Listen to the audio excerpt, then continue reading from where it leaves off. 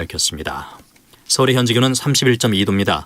아나운서 박노원이었습니다. KBS 제1라디오 5시 뉴스를 마칩니다. KBS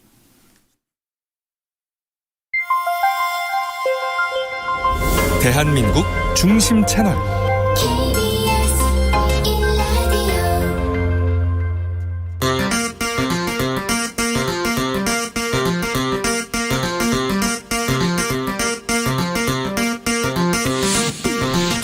주진우 라이브.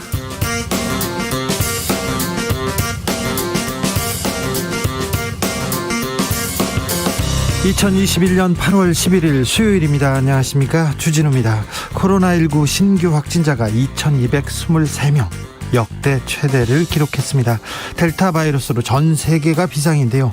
이스라엘, 영국 등 백신 접종률이 높은 나라도 확진자, 사망자 급증하고 있습니다. 문재인 대통령은 지금이 확진자 수가 더 늘어나는 분기점이 될 수도 있다면서 방역 협조를 당부했습니다. 광복절 연휴에 이동 최대한 자제해 주십시오. 휴가철 최대한 이동 자제해 주십시오. 우리는 지금 4차 대유행의 한가운데 서 있습니다. 이번 유행의 정점은 언제일까요? 과연 끝나기는 하는 걸까요? 이재갑 교수에게 물어보겠습니다. 조국 전 법무부 장관의 부인 정경심 동양대 교수 항소심에서도 징역 4년을 선고받았습니다. 재판부는 입시 비리를 유죄로 판단했고 사모펀드 관련 판단 내용은 일부 바뀌었습니다. 이낙연 후보는 판결이 가혹하다, 조국과 함께 하겠다는 입장을 냈습니다. 야권은 일제히 비난을 쏟아냈는데요. 이슈 티키타카에서 재판 결과 분석해 보겠습니다. 대권 주자들 토론회로 대선판이 뜨겁습니다. 더불어민주당 이재명, 이낙연 후보 네거티브 중단 선언 이후에 첫 토론회입니다. 정세균, 추미애, 박용진, 김두관 후보는 반전 카드 있을까요? 오늘 토론이 있습니다. 주진우 라이브 끝나고 저녁 7시 KBS 1라디오에서 함께 하십시오. 국민의힘은 토론회 참석을 두고 참석할지 말 것인지 지금 내용이 시작됐습니다. 윤석열 후보 결국 토론회도 패싱할까요? 김재원 국민의힘 최고위원, 그리고 강기정 전 청와대 정무수석과 함께 이야기 나눠보겠습니다. 나비처럼 날아 벌처럼 쏜다. 여기는 주진우 라이브입니다.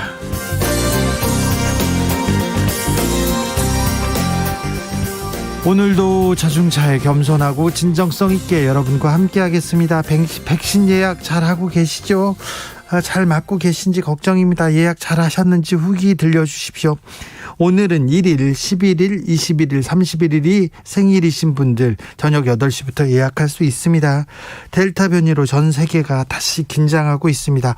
하루 확진자가 70만 명 선이라고 하는데 굉장히 위험한 때인 것 같습니다. 코로나, 그래도 우리가 이겨내야 됩니다. 코로나 상황에 대해서 궁금한 점 있으시면 제가 잠시 후에 이재갑 교수한테 모두 물어보겠습니다. 그러니까 궁금한 점 보내주십시오. 샵 9730, 짧은 문자 50원, 긴 문자 100원입니다. 콩으로 보내시면 무료입니다.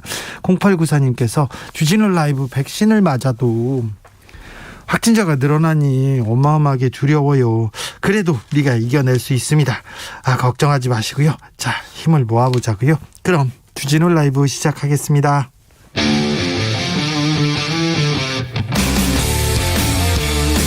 탐사보도 외길 인생 20년.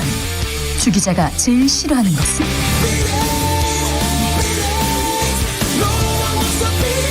이 세상에서 비리와 부리가 사라지는 그날까지, 오늘도 흔들림 없이 주진우 라이브와 함께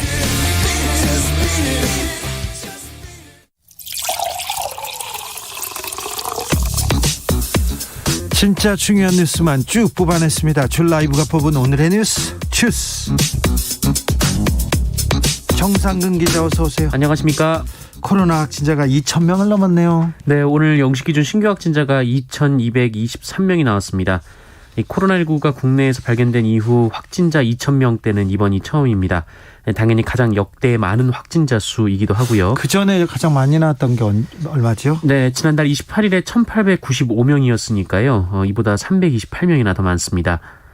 수도권 확진자가 또 급격하게 늘었는데요. 서울 650명, 경기도 648명, 인천 107명 등 수도권에서 1,405명이 나왔습니다. 수도권 줄었었는데 왜 갑자기 수도권에서 늘었죠? 집단 감염이 이어집니다. 네, 집단 감염이 이어지고 있고요. 또 비수도권에서도 이 경남 139명, 부산 125명 등 100명이 넘는 확진자가 계속 나오고 있고 비율로 보면 전체 확진자의 34.5%가 비수도권 확진자였습니다. 방역 수칙 강화를 고민하고 있습니다. 네, 일단 방역당국은 만남과 약속, 여행과 이동을 자제해서 감염의 위험을 줄이는 것이 가장 중요하다며 광복절 연휴 기간 이동을 자제해 줄 것을 요청했습니다. 광복절 연휴 기간 이동을 자제해 주셔야 됩니다. 저도 자제하겠습니다. 네, 실제로 지난 1월과 비교했을 때 이 국민들의 이동량이 30%나 늘었다라고 하는데요. 차가 많습니다. 이동하는 사람들도 많고요. 아무래도 휴가철이라는 점이 영향을 미친 것으로 보입니다. 네. 방역당국은 고속도로 휴게소 4곳에도 선별검사소를 설치하기로 했는데요. 경부선의 안성휴게소, 중부선의 이천휴게소, 서해안선의 화성휴게소, 영동선의 용인휴게소의 서울 방향입니다. 그런데 지금 방역 조치 4단계로 강력한 지금 조치인데 줄어들지 않아요. 네, 그렇습니다. 당국은 그래서 이 현재 방역 조치로는 4차 대유행을 억제하기 어렵다라고 판단했는데요. 이 방역 수칙을 강화할 수 있는 부분 그리고 또 추가 조치를 실행할 수 있는 부분이 있는지 지속적으로 검토 중이라고 밝혔습니다. 정경심 동양대 교수가 2심에서도 징역 4년 선고받았습니다. 네, 원심과 같은 징역 4년 선고됐습니다. 다만 1심에서 5억 원이었던 벌금 액수가 5천만 원으로 줄었습니다. 네. 재판부는 딸과 관련해서 이른바 스펙 위조 혐의를 모두 유죄로 판단했습니다. 단국대 장영표 교수의 논문 제1저자, 공주대 연구소 논문 초록 제3저자, 서울대 로스쿨 인턴 활동, 아쿠아팰리스 호텔 인턴 활동, 키스트 자원봉사 인턴 경력, 동양대 연구보조원 경력, 동양대 총장 표창장 등이 모두 거짓이다라고 판결했습니다. 특히 쟁점이었던 서울대 로스쿨 인턴 활동에 대해서 이 재판부는 조국 전 장관 딸이 어떤 인턴 활동을 했는지 전혀 밝히지 못하고 있다고 판결했습니다. 그때는 그 조국 전 장관의 딸 친구가 나와서 증언을 바꿨는데요. 네, 인턴 활동 중 세미나에 참석한 상황이 맞다라고 이제 증언 번복이 있었는데요. 하지만 이에 대해 재판부는 확인서가 거짓이라고 단정하며 영상 속의 여성이 따라서 누구인지는 중요하지 않다라고 판결했습니다. 2심 재판부는 정경심 교수는 딸의 입시에 활용할 목적으로 자신과 배우자의 인맥을 이용해서 특정 경력을 취할 기회를 가진 다음 이 기간과 내용이 과장된 내용의 확인서를 발급받는 데 그치지 않았고 원래의 확인서 내용을 수정하고 또 작성자에게 사실과 다른 내용을 작성해달라고 요구까지 했다라면서 죄질이 좋지 않다라고 주장했습니다. 몇 가지 부분에 대해서는 무죄 판단도 나왔습니다. 네, 반면 이 코링크 피를 이용한 불법 재산 증식 혐의는 대부분 무죄 판단이 나왔습니다. 특히 1심에서 유죄 판단이 나왔던 주식 불법 거래 행위에 대해서도 무죄로 판단이 바뀌었습니다. 조국 전 장관은 SNS에 입장을 밝혔습니다. 네, 조국 전 장관은 SNS에 글을 올려서 가족으로 참으로 고통스럽다면서 위법 수집 증거의 증거 능력, 업무방해죄 법리 등에 대해 대법원의 상고에 다투겠다라고 밝혔습니다. 정경심 교수의 판결에 대해서는 잠시 후 이슈 티키타카에서 자세히 들여다보겠습니다. 한미연합훈련에 대한 북한의 반발 이어지고 있어요. 화가 나서 전화를 안 받더니 무력 도발 가능성도 좀 있어 보입니다. 네, 어제 시작된 한미연합훈련 사전연습과 관련해서 김여정 북한 노동당 부부장이 비판 담화를 발표한 데 이어서 김영철 노동당 통일전선 부장도 담화문을 발표했습니다. 이분 한국에 김여정, 김영철 두 분 한국에 오셨던 분들인데. 네, 김영철 부장은 남조선 당국이 반전의 기회를 외면하고 광기를 부리기 시작했다라면서 잘못된 선택으로 안보 위기에 다가가고 있는지 어떻게 다가가고 있는지 시시각각 느끼게 해줄 것이다라고 말했습니다. 한편 북한은 어제 오후 남북 공동연락사무소와 군 통신선을 통한 정기통화에 응하지 않았으며 오늘 오전에도 무응답을 이어갔습니다. 이에 따라 지난달 27일 남북 간 통신연락선이 복원된 이후 14일 만에 다시 불통 상황을 맞게 됐습니다. 화가 난다고 전화를 또 받지 않고 있습니다. 너희들 훈련하냐 우리도 훈련하겠다고 해서요. 미사일 훈련 가능성이 있습니다. 박지원 국정원장도 무력 도발 가능성이 있다고 지적했습니다. 국민의힘에서는 경선 방식을 두고 좀 논란이 있네요. 네, 국민의힘 대선 후보 경선의 구체적인 일정과 방식이 나왔는데요. 이에 따르면 컷오프, 그러니까 예비 경선 결과를 1차는 다음 달 15일에 발표해서 후보를 8명으로 압축하고 2차는 10월 8일에 발표해서 후보를 4명으로 압축하기로 했습니다. 그리고 1, 2차 예비 경선에서 후보자별 압박 면접을 하기로 했고요. 이 팀 배틀 토론 같은 후보자 간의 토론도 강화를 했습니다.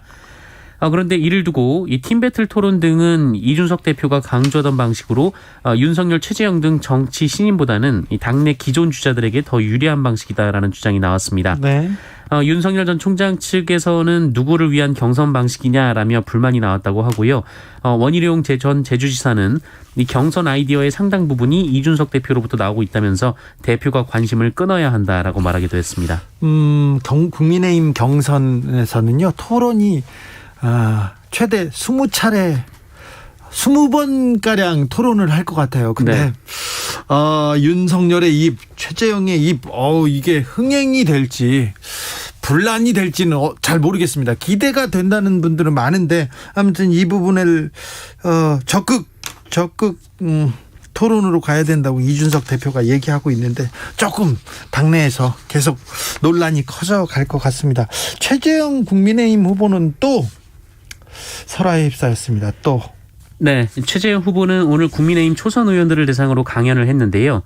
긴축재정 관련된 질문이 나오자 현재 이 정부의 목표 중 제일 문제가 있는 게 국민의 삶을 책임지겠다는 것이다 라며 굉장히 위험한 발상이라고 주장했습니다. 국민의 삶을 책임지겠다, 국민의 삶을 좀 나아지게 하겠다, 이렇게 다 대선에 나오면서 이런 얘기 하지 않습니까? 하지만 최재형 후보는 국민의 삶은 국민이 책임져야지 왜 정부가 책임지느냐라면서 국민의 삶을 정부가 모두 책임지겠다는 게 바로 북한 시스템이라고 주장했습니다. 북한 시스템이요? 네. 그런데 이후에 또 복지에 대한 질문이 나왔거든요.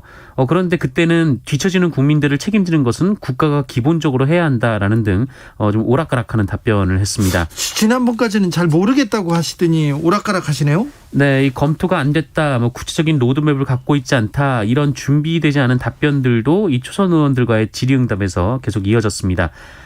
심지어 이 현재의 방역 대책을 어떻게 개선해야 할 것인가라는 질문이 나왔는데 충분히 검토가 안 돼서 좀 더 공부해서 말씀드려야 될 것 같다라고 말해 장내에는 한동안 정적이 흐르기도 했습니다. 지금 국민 삶 좀 더 나아지게 하겠다면서 제가 좀 그렇게 도움이 되겠습니다, 대선에 나왔습니다, 이렇게 얘기하는데 지금 무슨 얘기를 하냐고 하태경 후보도 따끔한 일침을 가했습니다. 최재형 전 원장 둘러싸고 친일파 논란은 더 커져가고 있습니다. 이게 무슨 소리죠? 네, 오마이뉴스는 최재형 전 원장의 부친 최영섭 예비역 해군대령의 회고록 내용에 대해 보도했는데요. 이 최영섭 예비역 대령은 이 책에서 이 최재형 전 원장의 그 할아버지죠, 이 최병규 선생이 항일 독립운동 공로로 대통령 표창을 받았지만 감옥 생활은 하지 않아서 훈장을 받지 못했다라고 기술한 부분을 문제 삼았습니다. 오마이뉴스는 최병규 선생이 독립유공자가 아니며 오히려 최병규 선생이 이 독립운동을 위해서 만주로 간 것이 아니라 이 만주 개척을 위한 일제 정책에 호응해서 만주로 간 것이 아닌가 하는 추측을 보도했습니다. 그러자 이 최재형 전 원장 측이 이 조부나 증조부의 친일 행적에 대해서는 아는 바도 없고 근거도 없이 주장하는 것이다라고 얘기를 했는데요. 그런데 대뜸 이 문재인 대통령의 부친이 일제시대 농업 개장을 했다고 우리가 친일파로 몰아서는 안 되는 것이다라는 얘기가 나오기도 했습니다. 그러자 이에 대해 청와대가 매우 부적절한 발언이라며 불쾌감을 드러냈는데요. 네. 그러면서 문재인 대통령의 부친은 1920년생으로 해방 당시 만 24세라고 얘기를 덧붙이기도 했습니다. 그러자 이번에는 또 최재형 전 원장 측에서 청와대가 유감 표명할 게 많은데 왜 그것만 유감을 표명하냐며 다시 재반박을 한 상황입니다. 그래서 만주에 갔는데 독립운동을 했답니까? 그런 얘기는 없고요. 네. 독립유공자라고 얘기한 적이 없다라는 게 최재형 전 원장 측의 입장입니다. 독립유공자라고 한 적이 없다. 책에는 그렇게 나와 있는데. 네, 최재형 전 원장의 부친이 쓴 책에 그렇게 나와 있습니다. 대뜸 지금 청와대로 갔어요, 갑자기. 왜 이게 지금 청와대로 이렇게 화제를 돌린다고 될 일은 아닌 것 같은데요. 민주당은 오늘 주진우 라이브 끝나고 나서 토론회를 합니다. 네, 오늘 오후 7시 치러집니다. 네. 아무래도 이재명 후보의 네거티브 중단 선언 이후 첫 TV 토론회라 관심이 모아지고 있는데요. 이 토론회 전반부는 통일 외교 분야를 주제로 한 정책 토론이, 그리고 후반부에는 자유주제로 이 주도권 토론이 진행이 됩니다. 네거티브를 않겠다 이렇게 얘기했는데 그래도 조금 그런 기류는 있어요. 네, 이낙연 캠프의 서른 의원 발언이 계속 도마에 오르고 있는데요. 이 서른 의원은 각종 인터뷰에서 이재명 후보가 당 대선 후보가 되면 원팀이 될지 장담할 수 없다라고 말해서 대선 경선 불복 논란에 휩싸였습니다. 이를 두고 김두관 후보와 서른 의원이 맞붙었는데요. 이 서른 의원은 오늘도 라디오 방송에 출연해서 원팀을 안 할 이유는 없지만 이낙연 후보를 지지하는 분들의 상당수가 이재명 후보로 합쳐지면 지지를 못하겠다는 여론조사 결과가 있다라면서 이재명 후보의 욕설 때문일 것이다라는 말을 했습니다. 그러면서 이런 분들을 본인이 어떻게 설득할 수 있을지 자신이 없다는 것이다라고 주장하기도 했습니다. 굉장히 좀 이재명 후보 측에서는 굉장히 기분 나쁘게 받아들일 수밖에 없는 그런 발언인데요. 이런 내용이 또 어떻게 되는지 오늘 TV 토론 한번 주목해 보시죠. 새 대법관 후보로 오경미 고법판사가 지명됐습니다. 네, 오는 9월 퇴임하는 이기택 대법관 후임으로 오경미 광주고법 전주재판부 고법판사가 최종 선정됐습니다. 앞서 대법관 후보 추천위원회는 오경미 판사 등 3명을 김명수 대법원장에게 추천했고, 김명수 대법원장은 문재인 대통령에게 오경미 판사 임명을 제청했습니다. 이 대법원은 오경미 판사는 사법부 독립과 국민의 기본권 보장 의지, 사회적 약자, 소수자 보호에 대한 신념 등 대법관으로서의 자질을 갖췄고 합리적이고 공정한 판단 능력, 폭넓은 법률 지식 등을 겸비했다라고 밝혔습니다. 만약 그 오경미 판사가 대법관에 임명이 되면 여성 대법관은 역대 최다인 4명으로 늘어나게 됩니다. 네. 그리고 고법 부장 판사를 거치지 않고 대법관에 오르는 첫 현직 판사가 될 것으로 보입니다. 네. 오경미 판사는 양성애자라는 이유로 체포 등의 위협을 받다가 한국에 입국한 우간다 여성의 난민지위 소송에서 난민지위를 인정하는 판결을 해서 화제가 된 바 있습니다. 3기 신도시 사전 청약 물량 조금 늘어난다고요? 네, 정부가 올해 3기 신도시 사전 청약 물량을 2,000호 더 늘리고 이 주택 사전 청약을 기존 공공주택뿐만 아니라 민영주택으로도 확대하기로 했습니다. 홍남기 경제부총리는 오늘 부동산 시장점검 관계장관 회의를 열고 이런 방침을 밝혔는데요. 10월에 10,000호, 11월에 4,000호, 12월에 14,000호를 순차 공급하고 내년에도 30,000호의 사전 청약을 실시할 방침이라고 밝혔습니다. 정부가 지금 계속 부동산이 들썩거리면서 계속 오르고 있다는 건 잘 알고 있겠죠. 종합 점검, 긴급 점검 계속 하는데 왜 부동산이 계속 오르기만 하는지 이 부분에 대한 명쾌한 좀 해답을 내야 될 텐데 걱정입니다. 문재인 대통령에게 막말을 한 일본의 소마공사 오늘 한국을 떠났습니다. 네, 문재인 대통령에게 비하 발언을 해서 물의를 빚은 소마 히로이사 주한 일본 대사관 총괄공사가 오늘 오전 한국을 떠났습니다. 한국 외교부가 지난달 17일 아이보시 고이치 주한 일본 대사를 초치해서 가시적이고 응당한 조치를 신속히 취해달라라고 요구한 지 25일 만입니다. 네. 한국 정부 요구 이후 일본 정부는 지난 1일자로 소마공사에게 귀국을 명령했는데요. 하지만 모테기 도시미스 일본 외무상은 이 귀국 명령이 징계성 인사는 아니다라는 취지로 설명해서 또 논란이 됐습니다. 네. 주한 일본 대사관 총괄공사 근무를 마치고 귀국하면 일본 외무성에서는 통상 이 국장으로 승진을 한다라고 하는데, 하지만 소마공사는 한국 정부의 반발 때문에 당분간 무보직으로 지낼 가능성이 크다는 관측도 나오고 있습니다. 그러다 승진할 가능성이 좀 있겠죠. 네. 전자발찌를 찬 30대 남성 집에서 미성년자를 성폭행했다고요? 네. 이 사건은 지난달 28일 밤 10시쯤 이 경찰에 실종 신고가 접수되면서 알려졌습니다. 당시 피해자의 부모님이 이 고등학생인 딸이 아직 집에 들어오지 않고 있다며 실종 신고를 했는데 휴대전화가 꺼져 있어서 연락도 안 되고 위치도 알 수 없다라고 했습니다. 어떻게 된 거죠? 네, 이 피해자를 찾기 시작한 지 7시간이 지난 다음날 새벽 피해자가 이 대략적인 건물 위치 그리고 비밀번호와 납치를 당했다라는 내용을 적어 보냈는데요. 경찰이 이 중국집 배달원인 척 건물 안으로 들어가서 범인을 체포했습니다. 그런데 이 범인이 30대 남성이었는데요. 카카오톡 오픈 채팅방을 통해서 피해자에게 접근했고 이 피팅 모델 아르바이트 자리를 미끼로 자신의 거주지로 유인해 가두고 성폭행을 했습니다. 그런데 이 남성이 5년 전 이 성범죄를 저질러서 감옥에 갔다가 5년 전에 출소를 했습니다. 보호관찰 대상자로 이 체포 당시에도 전자발찌를 차고 있었습니다. 이 사람이 집 밖으로 나가면 보호관찰관들이 감시를 할 수가 있는데 이 집을 범행 장소로 이용하자 어떤 일이 일어나는지 알 수가 없었던 건데요. 경찰은 해당 남성을 성폭행 혐의로 구속하고 사건을 검찰로 넘겼습니다. 끔찍하네요. 집에 불러다가 끔찍했습니다. 이재용 삼성전자 부회장이 가석방이 확정됐습니다. 이틀째 삼성전자 그리고 삼성 관련된 주식은 폭락 중입니다. 오늘도 삼성전자는 2% 넘게 내렸습니다. 언론에서 이재용 부회장 가석방하면 상한가 치고 계속 좋아진다고 했는데 이게 무슨 소리인지 언론에서 진실만을 얘기하지 않는다는 건 여러분도 좀 잘 아시죠? 미셸 미엘 님께서 내년에는 변이에 이기는 백신이 나올까요? 이렇게 걱정하는 문자 보내주셨습니다. 코로나를 걱정하는 분들이 많습니다. 주스 정상근 기자와 함께했습니다. 감사합니다. 고맙습니다. 교통정보센터 다녀올게요. 이현 씨. 네, 정체 구간이 평소 이 시각보다 조금 많은 편입니다. 서해안고속도로 서울 쪽은 총 20km가 넘는 정체인데요. 서평택 분기점에서 화성 휴게소 쪽으로 어렵고요. 더 가서도 비봉에서 용담터널, 일찍에서 금천 쪽으로 정체입니다. 평택 시흥고속도로는 시흥 방향 조안부터 속도가 떨어지기 시작해서 송산 마도까지 가는데 16km 구간 답답합니다. 경부고속도로 서울 쪽으로 경기권 이동도 쉽지가 않으실 텐데요. 안성 휴게소부터 반포까지 가는데 전체 23km 구간 막히고 있습니다. 수도권 제일순환고속도로 경기 동쪽이죠. 서안암 일대 양방향으로 어렵고요. 특히 구리 쪽으로는 서안암부터 토평까지 14km 구간에서 지체와 정체 반복되고 있습니다. 반대 구리 쪽은 구리 부근에서 작업을 하면서 3km가량 속도가 떨어집니다. 사고 영향을 받는 곳도 있는데요.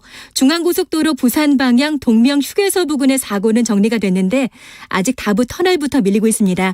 KBS 교통정보센터였습니다. 주진우 라이브.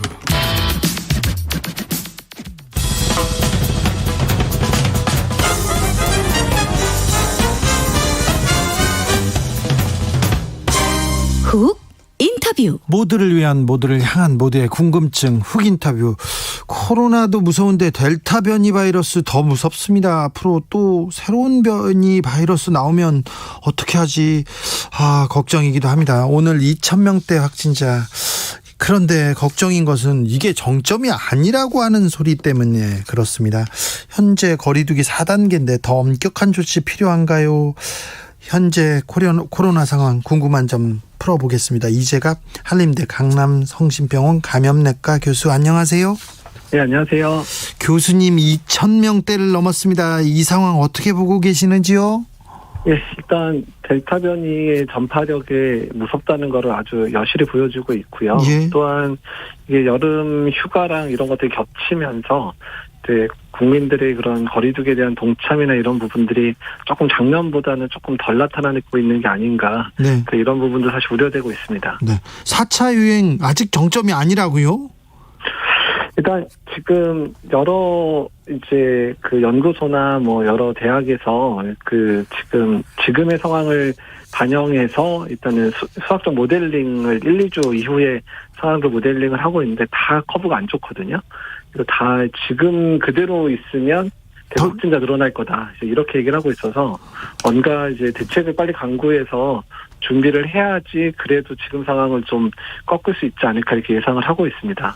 앞으로 더 늘어날 수 있다고요? 예, 지금 모든 이제 예측치들이 다 이제 확진자가 늘어날 거라고 지금 예상을 하고 있는데 이게 이제 지금의 상황에서의 지금처럼 이제 방역의 조건들을 바꾸지 않으면에 대한 부분이 일종의 경고거든요. 수학적 모델링은. 네. 그러니까 이제 그런 모델링을 바탕으로 해서 어떤 조치들이 지금의 상황을 좀 그래도 완화시킬 수 있는지 이런 부분들을 고민해서 적용을 할 필요가 있다는 거죠. 교수님은 정점이 언제쯤이라고 이렇게 예측하고 계십니까? 만약에 지금 특별하게 대책을 강구하지 않으면 계속 올라갈 거예요. 그러니까 1, 2주는 올라가다가 이제 백신 접종이 조금씩 이루어지고 있잖아요. 네. 그래서 40, 50대, 50대 접종이 이루어지면 한 8월 말에서 9월 중순 정도 돼야지 유행이 꺾일 것 같기 때문에 지금 유행 상황을 조금이라도 빨리 꺾을 거면 이제 뭔가 추가적인 대책이 필요하다는 거고요. 그리고 추가적인 대책이 필요한 이유 중에 하나는 지금 의료 체계, 특히 중환자 의료 체계의 포화가 지금 아주 빨라지고 있거든요. 네. 그래서 이제 이런 부분, 의료 체계가 감당 가능한 수준을 만들기 위해서라도 일단은 지금 상황에서는 유행을 빨리 좀 꺾을 대책들이 필요하다는 겁니다. 4단계도 엄청나게 강한 조처인데 추가적인 대책이라면 뭐가 있을까요? 일단 이제 그 비수도권의 확진자의 증가세가 계속되고 있거든요. 네. 700~800명 이상 좀 나오기 때문에 비수도권 아직 3단계다 보니까 일단은 아주 안정된 지역을 빼놓고 다 4단계로 격상하는 부분은 당연히 고민을 할 필요가 있고요. 예. 그리고 수도권도 조금 정점 찍는 것 같더니 어제 1,300명 넘으면서 다시 증가치수로 바뀌고 있어서 네. 그래서 뭔가 좀 가시적으로 사람들로 하여금 거리 두기가 정말 필요하다는 거를 좀 알려줄 수 있는 그런 정책들. 뭐 예전에 우리가 겨울철에 3차 형태에서 썼던 뭐 카페에서의 테이크아웃만 한다든지 영업시간을 9시로 당긴다든지 뭐 이런 부분들도 고민해 볼 수는 있을 것 같고요. 근데 네. 그 부분에 있어서는 일단 전제 조건은 그 경제적 피해를 보는 분들에 대한 보상을 확실히 약속을 하고 나서 시행을 해야 되는 측면들은 당연히 필요하고요. 만약에 이제 그런 부분도 만약에 시행을 못한다 그러면 지금 상황에서는 조금이라도 방역에 문제가 있는 그런 이제 그 장소라든지 또는 뭐 업종이나 이런 데는 강력하게 이제 처벌을 한다든지 문을 닫게 한다든지 이런 방식으로밖에 할 수 있는 방법이 없습니다. 수도권 같은 경우에는요. 코로나 새로운 국면으로 접어든 거 아닌가 이런 생각도 해봅니다. 백신 많이 맞은 이스라엘, 영국에서도 확진자, 사망자 계속 늘고 있더라고요.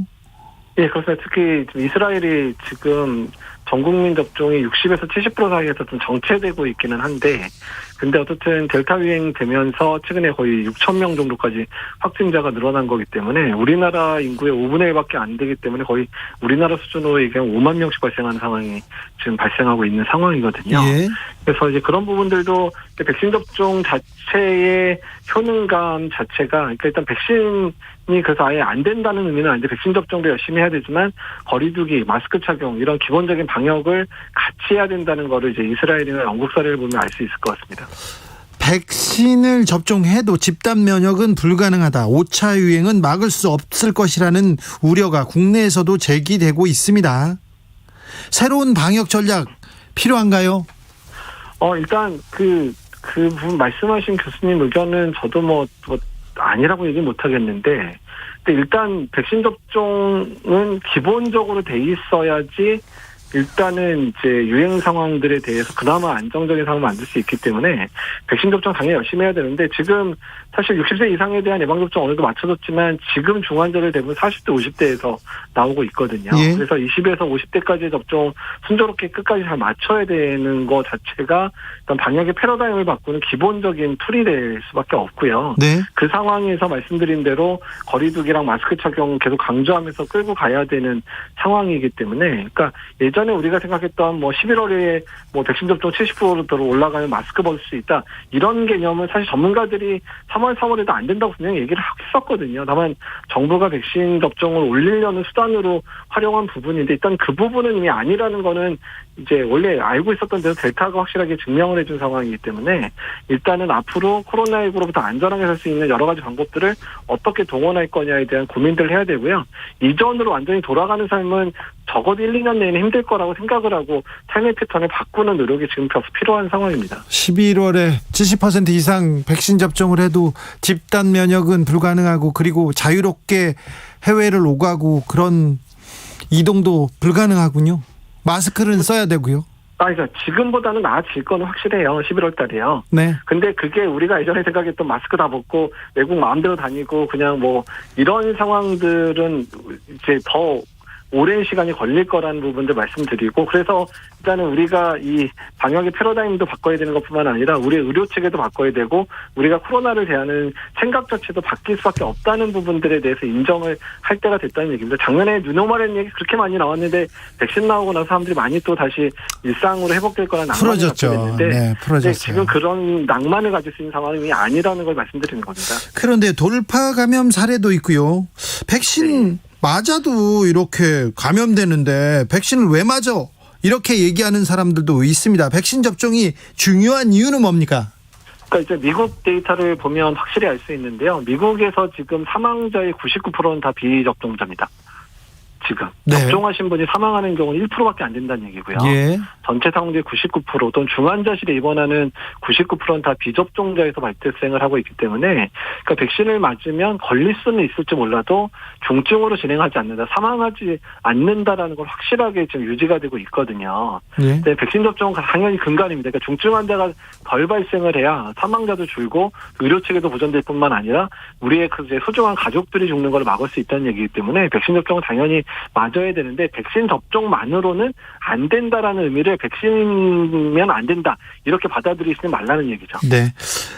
백신 수급 차질이 좀 있습니다. 그래서 2차 접종 간격이 늘어났는데 네. 이게 유행을 좀 잠재우기에는 조금 좀 문제인 거 아닌가 이렇게 지적하는 사람도 있습니다. 예, 뭐 사실 뭐 조금 이제 연기가 되는 상황들은 아쉽기는 합니다. 그러니까 지금의 상황을 안정시키기 위해서는 접종 완료자의 비를 빨리 올리는 게 중요하기는 한데요. 네. 근데 뭐 백신을 못 준다는데 저희가 뭐 어디서 가져올 수도 있는 상황은 아니니까 네. 일단은 그런 변수들을 감안해서 방역 정책들을 더 강화해야 되고요. 접종 기간이 늘어나게 되면 효과가 떨어지는 문제보다는 저희가 걱정하는 효과는 안 떨어지고 괜찮거든요. 네. 다만 이제 4주 간격일 때는 이제 4주일 때 맞아서 면역이 확 올라가니까 돌파 감염이나 이런 부분들을 훨씬 줄일 수 있는데 그 6주간의 간격 사이에 내가 좀 느슨하게 생활하다 보면 그 사이에 감염되는 수 있기 때문에 오히려 접종하시고 나서 더 주의하면서 생활을 하셔야 된다라고 받아들이시는 게 더 나을 것 같습니다. 효과가 떨어지는 건 아니라고요? 네, 예. 6주로 네. 하더라도 지금 뭐 모더나는 자료가 많지는 않지만 화이자 같은 경우는 오히려 8주 간격이 효과는 더 좋을 수도 있다. 다만 델타 변이 때문에 너무 접종각이 벌어지면 1차 접종만의 효과가 떨어지니까 그 감염의 위험성이 높아지니까 8주까지 미루지는 못하는 게 아니냐. 이 정도의 논문들은 나와 있거든요. 네. 그러니까 6주에 맞는 거는 뭐 안전성 또는 효과 문제에 있어서는 크게 문제는 없다라고 생각하시면 됩니다. 지금 자녀 백신 예약하는 사람들 이렇게 얘기를 들어보면요, 아스트라제네카 백신 지금 많이 나왔어요, 이렇게 빨리 맞으세요, 이런 그 알람이 뜬답니다. 그런데 50대 미만으로 아스트라제네카 네. 백신 접종 연령을 낮춰놔서 그 50대 이상으로, 그래서 50대 미만은 못 맞는다고 하는데 이 연령을 조금 조정하는 거에 대해서는 어떻게 보시는지요? 저는 사실 50대 이상만 접종이 결정됐을 때도 상당히 전 반대를 했었거든요. 그러니까 우리나라에서 혈소판검 혈전증이 빈도가 높지 않은데 왜 유럽이나 이제 이런 기준을 따라갔는지에 대해서 사실 저는 되게 의구심이 있었는데 언론이 너무 떠들어서 그런 거죠. 예, 그러니까 사실 정부가 너무 이제 그 여론에 휩쓸려서 결정을 그렇게 좀 너무 수세적으로 결정하는 건 너무 아쉽고요. 그러니까 이미 그렇게 해놨으니까 지금 연령을 낮춘다 그래도 사실은 많은 사람들이 접종을 할까도 사실 걱정이거든요. 네, 근데 그렇죠. 사실 저는 지금이라도 뭐 연령대를 좀 더 하향하는 부분에 있어서는 전 찬성하는 입장입니다.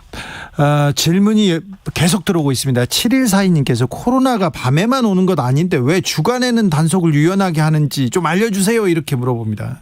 근데 이제 뭐 다 아시지 않나요?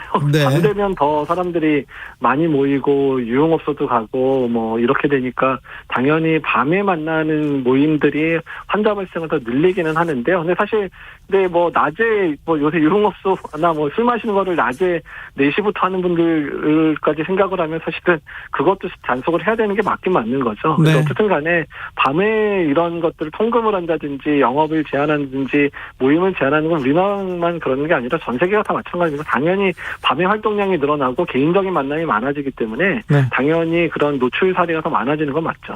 경제 활동을 낮에 하고 사교 활동을 밤에 하니까 사교 활동은 조금 줄여보려는 전 세계적 노력 아닐까, 이런 생각도 해봅니다. 맞습니다. 예, 맞습니다. 9909님께서 확진자 집계는 어느 정도 수가 나와야 의미가 없다고 생각하시나요? 이렇게 물어보면서 어떤 분은 중증 환자만 집계하자는 얘기도 합니다, 이렇게 지적합니다. 이제 중증 환자만 집계를 하려면, 그러니까 우리의 의료 체계 자체가 변화가 돼 있어야 됩니다. 그러니까 우리나라는 일단은 지금은 확진되면 다 어떻든 뭐 생활치료센터에 입소하거나 병원에 입원하게 돼 있잖아요. 예. 그러니까 확진자 전체의 숫자가 다 어딘가 입소를 하거나 입원해야 되는 상황에서 확진자 숫자가 되게 중요한 부담이 되는 거죠. 네. 그러니까 일단은 이제 전반적인 치료 여건이 좋아지고 백신 접종을 많이 해서 이제 중증으로 진행하는 환자가 적고 입원하는 환자가 줄어든다 그러면 일단 당연히 뭐 재택치료도 가능해지는 거고 이렇게 되면 당연히 확진자 숫자가 중요한 게 아니라 입원하는 숫자 또는 중환자실 가는 숫자가 중요해지는데요. 그러니까 아직은 우리가 그거를 따라가기엔 접종률이 너무 낮다는 거죠. 네. 예. 3298님께서 델타 변이는 마스크를 써도 감염이 되나요? 물어봅니다. 그거는 아닌데 마스크를 착용을 잘 하시면 일단은 이제 예방이 되는 건 맞는데요. 다만 너무 장기간 이제 만남을 하시거나 그럼 마스크가 풀어질 수도 있죠. 그리고 식사나 이런 시간 잠깐이라도 마스크를 내렸을 때 아주 짧은 시간에 전파될 가능성이 높기 때문에 일단은 사람 간의 만남의 시간들로 짧게 하셔야 되고 마스크 착용을 벗을 수 있는 시간을 최소화해야지 델타 변이의 전파를 막을 수 있는 5분 10분만 마스크 벗고 있어도 대부분 전파된다고 하는 이 상황이니까요. 네. 6389님께서 교수님 우리나라에서 우리나라에서 임상시험 최종 단계에 들어간 그 백신 말입니다. 우리나라에서 시작되는 백신 희망은 있습니까? 이렇게 물어봅니다. 일단은 이제 동물 실험이나 일상 결과를 보면 매우 고무적인 결과고요. 안전성 데이터도 꽤 괜찮아서 일단 3상 연구만 잘 진행된다 그러면 매우 기대할 수 있는 백신은 맞겠다 생각을 하고 있습니다. 아, 그래요? 기대가 큽니다. 그 언제쯤 만날 수 있을까요? 네, 지금 3상이 이제 8월 달부터 진행이 되기 때문에 또 비교 임상이니까 시간이 아주 오래 걸리진 않거든요. 그래서 이제 그런 결과 분석하고 그러면 올해 말이나 내년 초에 분석이 끝나면 아마 내년 봄에는 상용화될 수 있지 않을까 이렇게 좀. 근데 다만 모든 절차가 문제없이 아주 착착착착 진행돼야 되는 건 해야지 되는 거긴 한데 내년 봄 정도로 기대를 하고 있습니다. 광복절 연휴가 예정돼 있습니다. 이때까지 휴가를 계획하시는 분들 많습니다. 저는 광복절 연휴에 어디 가는 거 취소했습니다. 선생님. 감사합니다. 아니요, 감사할 건 아니고. 마지막으로 국민들께 당부의 말씀 부탁드리겠습니다. 위기일 때 제일 중요한 거는 기본을 잘하는 거거든요.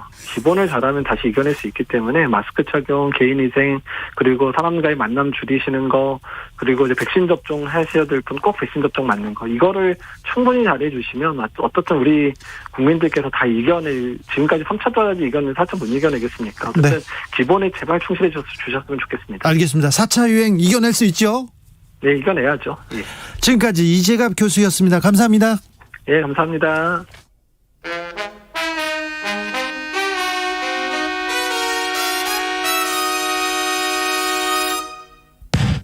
주진우 라이브 돌발 퀴즈. 오늘의 돌발 퀴즈는 객관식입니다. 문제를 잘 듣고 보기와 정답을 정확히 적어 보내주세요. 오늘의 문제. 김명수 대법원장이 새 대법관에 오경미 광주고법 판사를 임명 제청했습니다. 오경미 판사는 최종 후보 3명 중 유일한 여성이었는데요. 대법관으로 임명되면 10명이 넘는 대법원장 대법관 중 여성은 4명으로 늘어난다고 합니다. 여기서 문제 드립니다. 대법원장 포함 우리나라 대법관은 총 몇 명일까요? 어려우실까봐 보기 준비해왔어요. 보기 1번 14명, 2번 127명. 다시 한번 들려드릴게요.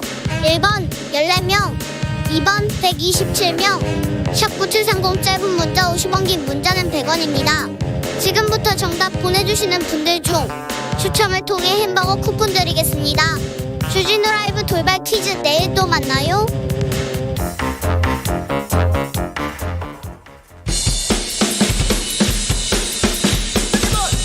틱탁 틱탁 틱탁 현란한 입담의 환상 드리블. 오늘 이 뉴스를 주목하라. 이슈 티키타카. 머리끝에서 발끝까지 핫 이슈 더 뜨겁게 이야기 나눠보겠습니다. 오늘부터 새로운 조합이나 봉호 커플입니다. 먼저 최진봉 성공회대 교수. 네, 안녕하십니까, 최진봉입니다. 판사 출신 서기호 전 의원, 현 변호사. 안녕하십니까. 안녕하세요. 네. 서기호입니다. 잘 계셨죠? 두 분 네. 인사하시고. 네, 안녕하세요. 사이좋게 지내십시오. 네. 최진봉 교수님은 래퍼 진봉이라는 별명도 있고요. 돈 진봉이라는 별명도 있습니다. 네. 틀면 나옵니다. 그렇군요. 서기호 전 판사님은 보셨죠? 그러니까 개인적으로 한두 번 뵀고요. 네. 방송을 같이 한 적은 없었어요. 그렇습니다. 네, 기대가 지나가며. 됩니다. 네. 오늘 조국 전 장관의 부인 정경심 동양대 교수의 항소심이 있었습니다. 징역 4년, 1심에서도 4년, 2심에서도 4년인데 이 항소심 재판 결과 분석 좀 해 주십시오. 서기호 판사님, 전 네, 판사님? 일단 거의 큰 틀에서 보면 1심 판결과 비슷하게 나왔고요. 대신에 그 실물 주권 10만 주에 대한 거 WFM 주식 중에 그 부분에 대해서 미공개 중요 정보 이용 자본시장법 위반 부분이 그것만 이제 무죄가 난 게 좀 달라졌고요. 예. 물론 증거 은닉 교사에 대한 부분을 무죄로 선고했던 거를 항소심에서 유죄로 바꾼 것이 있긴 합니다만 예. 그것은 사실 법리상의 문제일 뿐이지 증거 인식 자체는 인정된다는 거는 1심에서도 인정했던 상황이어서요. 네. 큰 차이는 없습니다. 그런데 좀 특이한 거는 그 WFM 실물 주권 10만 주에 대해서 무죄가 선고됐음에도 불구하고 그렇기 때문에 벌금이 5억에서 5천만 원으로 10분의 1이나 깎였습니다. 네. 근데도 불구하고 징역형은 4년 그대로 선고했다는 게 굉장히 이례적입니다. 업무방해죄 입시 비리가 그렇게 중한 죄입니까? 저기 대통령한테 뇌물 준 것도 2년 6개월인데. 그러니까 이제 프레임이 입시 비리로 하니까 일반 국민들이 보기에는 되게 심각한 범죄다 이렇게 생각을 하시는데 정확하게 말하면 이거는 이제 업무방해죄거든요. 네. 근데 이제 어떤 시험 성적을 조작했다거나 뭐 대리 시험을 쳤다든가 이런 식으로 해서 입시 비리가 있었던 경우는 굉장히 심각한 업무방해죄가 되겠지만은 숙명여고 그 교무부장 그때 아버지 교무부장은 징역 3년이었습니다. 예, 그렇습니다. 그런 사건들이요. 그런데 이거는 이제 표창장 같은 의학 전문 대학원에 입시하고 직접 관련이 없는 그런 서류들이 허위다라는 것을 이유로 한 거거든요. 그런데 그런 상황에서 이것을 전형적인 어떤 입시비리처럼 몰아가서 이게 중한 범죄다 이렇게 해서 징역 4년을 선고한 것은 굉장히 맞지 않다라고 생각합니다. 학술적으로 어떻게 보셨습니까, 최진무 교수님? 그러니까 이건 지금 이제 말씀하셨는데 서기호 변호사님이 이게 인턴 증명서하고 표창장이 이제 가장 큰 문제로 된 거 아니에요? 네, 그게 그래가지고 입시비리라고 업무 방해를 했다는 건데 네. 사실 인턴 같은 경우에는 그 관례적으로 이제 직접 예를 들어서 사무실이나 회사에 나오지 않고도 업무를 시키고 인턴을 발급하는 경우들이 가끔 있어요. 지금도 저는 있다고 봅니다. 그런 것들이. 근데 이제 실제 현장에 왔느냐 안 왔느냐 가지고 지금 판단을 하고 있는 게 네. 이제 논란이 되는 부분인 것 같고 또 하나는 지금 최근에 그 조민 씨가 서울인권법센터의 그 공익법센터인가요? 거기서 했던 세미나에 참석했다라고 증언을 바꾼 또 동기가 있었잖아요. 네. 학생이. 근데 그런 부분들이 저는 이제 인정되지 않았어요. 그래서 결국 이제 그것도 잘못된 인턴이라고 얘기를 해서 이렇게 이제 처벌을 한 건데, 그러니까 이제 이게 징역 4년이라고 하는 것이 갖고 있는 의미를 이제 생각해 볼 필요가 있다는 건 서기호 변호사님이 얘기했던 것처럼 이게 그 정도의 처벌을 받을 수 있는 문제인 거냐 하는 부분에 네. 논란이 저는 충분히 있을 거라고 생각해요. 판사 서기호한테 물어보겠습니다. 증인이 나와서 제가 위증했어요. 사실은 그래서 그 진실은 이렇습니다. 이렇게 입장을 바꿨어요. 그런데 재판부가 이 부분을 판단을 안 했더라고요. 네, 이번 보도 자료를 보니까 그 세미나에 조민이 참석했는지 여부는 중요하지 않다. 네. 이렇게 비껴갔습니다. 네. 그러면서 인턴십 확인서가 5월 1일부터 5월 15일까지 그 기간을 특정해서 15일로 돼 있는데 그 15일 동안 한 게 하나도 없다. 딱 세미나 하나 정도일 뿐인데 그래서 그 기간을 너무 중요시한 거죠. 이 재판부는. 그래서 세미나는 당일날 15일 당일날 있었던 그 세미나는 참석했는지 없는지는 중요하지 않은 것으로 이제 바꿔버렸습니다. 네. 근데 저는 이제 여기서 한 가지 꼭 말씀드리고 싶은 게 뭐냐면 그 세미나 참석 여부 가지고 그동안 언론들이 얼마나 많이 그걸 시비를 걸었습니까? 네. 그 참석했냐 안 했냐 가지고 계속 보도를 했어요. 그게 아주 그냥 뭐 대문짝만하게 보도가 됐었고 그게 인턴을 안 했다는 중요한 이유가 된다라고 계속 공격을 하고 아니면 보도를 했잖아요. 그럼 증언이 바뀌었으면 그 부분에서 보도를 해줘야 되는 거 아닙니까? 비슷한 형태로. 근데 그 부분에 대해서 과연 지금 그렇게 엄청난 지면을 활용해서 보도를 했던 언론사들이 과연 그 부분을 제대로 보도하고 있느냐. 저는 이 부분에 의문을 가질 수밖에 없다고 생각해요. 아니, 언론한테 뭘 또 기대하세요. 교수님 잘 아시면서. 자, 그리고 재판부가 하나 굉장히 중요한 부분을 잘못 판단한 게 인턴십 확인서에서 세미나가 가장 중요한 행사였습니다. 네. 근데 그 중요한 행사에 조민이 참석한 것으로 친구들이 증언을 바꿔버리니까 그것은 세미나는 중요하지 않다. 이렇게 바꿔버렸지 않습니까? 이 인턴십 확인서에서 5월 1일부터 15일까지 매일같이 뭔가를 해야지 그 기간이 진실이고 그렇지 않으면 허위고 이렇게 되는 게 아님에도 불구하고 그 가장 중요한 행사인 세미나 참석 여부에 대해서 재판부 판단을 비껴가 버린 거는 굉장히 책임 회피다라고 생각이 됩니다. 판결문이 아직 나오지 않아서 정확한 분석은 어렵습니다. 나오면 다시 할 수 있는 기회가 있을 거예요. 그런데 업무 방해 관련해서 비슷한 형량 선고됐던 판례가 있습니까? 그러니까 일반적인 업무 방해는 사실 징역형, 실형이 선고된 경우가 거의 없습니다. 위력에 의한 업무 방해나 위계에 의한 업무 방해. 근데 이제 아까 말씀드린 것처럼 그 시험 성적을 조작했거나 뭐 대리 시험을 쳤다가 이런 경우는 실형이 선고되는 경우가 있을 수 있지만은 지금처럼 그 부산 의학전문대학원 입시하고 별로 관계없는 동양대 표창장 그런 거. 그다음에 인턴십 확인서도 그러니까 의사로서의 그런 인턴십 확인서가 아니거든요. 네. 공익인권법센터 법률 관계잖아요. 의사가 되는 거하고 아무 관계가 없는 그런 행사 인턴십 확인서였죠. 네. 네. 2대 입시 비리에서 최서원 씨, 정유라 씨 이 관련돼서는 최서원 씨는 징역 3년이었어요. 그때는 총장, 학장들이 만들어가지고 과도 만들고 뭐도 했었죠. 최경희 총장, 김경수 학장은 징역 2년이었습니다. 근데 최서원 씨도 징역 3년인데 표창장으로 징역 4년이나 이렇게 생각하는 분도 있습니다. 또 다르게 생각하는 분도 있어요. 0335님께서 오리발을 계속 내밀고 법무부 장관 양심이 국민의 문제입니다. 이렇게 얘기했는데 정경심 교수 대법원 일단 확정이 돼야겠지만 60% 형기를 마치면 가석방 가능합니까?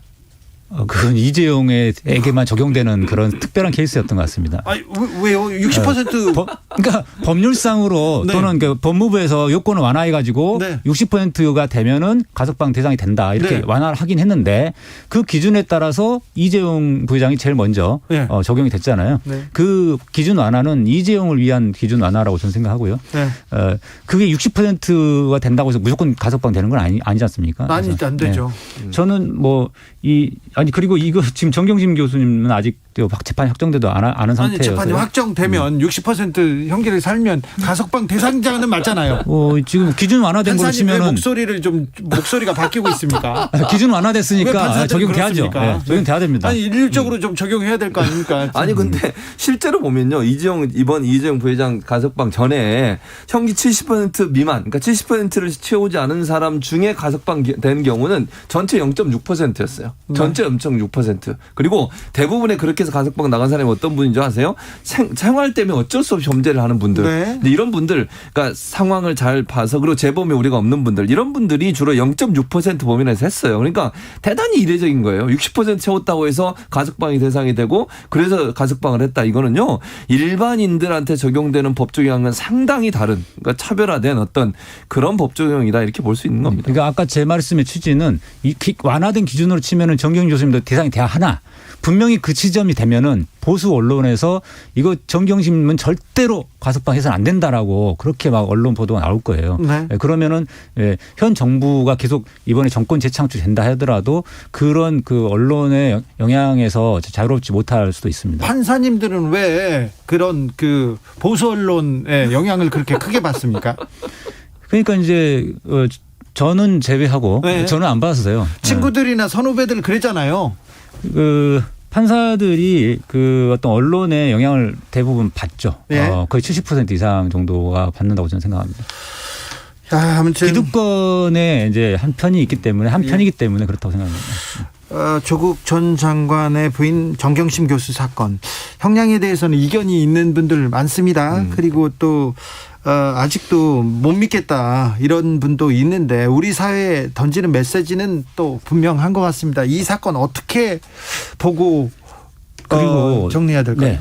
지금 형량도 문제지만 가장 근본적으로는 이 표창장 위조 부분에 대해서 항소심에서 별도로 포렌식을 해가지고 여러 가지 증거들이 나왔고 검찰에서 제출한 증거들이 조작된 부분도 많이 나왔습니다. 그럼에도 불구하고 그런 것들은 별로 중요하지 않다 이렇게 보도자료에는 썼더라고요. 그러면서 그대로 표창장 위조를 유죄로 인정한 부분, 이 부분도 굉장히 심각한 문제고요. 특히나 포렌식 전문가의 증인신문을 해보지도 않고서 그런 전문가의 증언도 들어보지도 않고서 판사가 본인의 생각으로 그렇게 유죄를 선고한 것은 굉장히 잘못됐다라고 생각합니다. 지금 그러면 서기호 변호사님은 판결이 좀 문제가 있다고 이렇게 보시는 겁니까? 심각한 문제가 있죠. 심각한 문제가 있다고 네. 보시는 겁니까? 표창장 위조도 무죄가 돼야 되고요. 그다음에 업무 방해도 표창장이나 그런 인턴십 확인서 같은 거는 의학전문대학원 입시하고 전혀 관계없는 그런 서류들이기 때문에 그것이 입학 사정 업무를 담당하는 분들에게 영향을 주지 않았습니다. 그럼에도 불구하고 그것을 인과관계를 인정해가지고 업무 방해를 인정했기 때문에 그 자체도 사실은 업무 방해도 무죄입니다.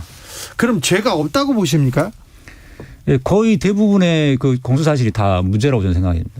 그러니까 이게 서기호 변호사의 말씀을 제가 보충해 설명하면 이런 거예요.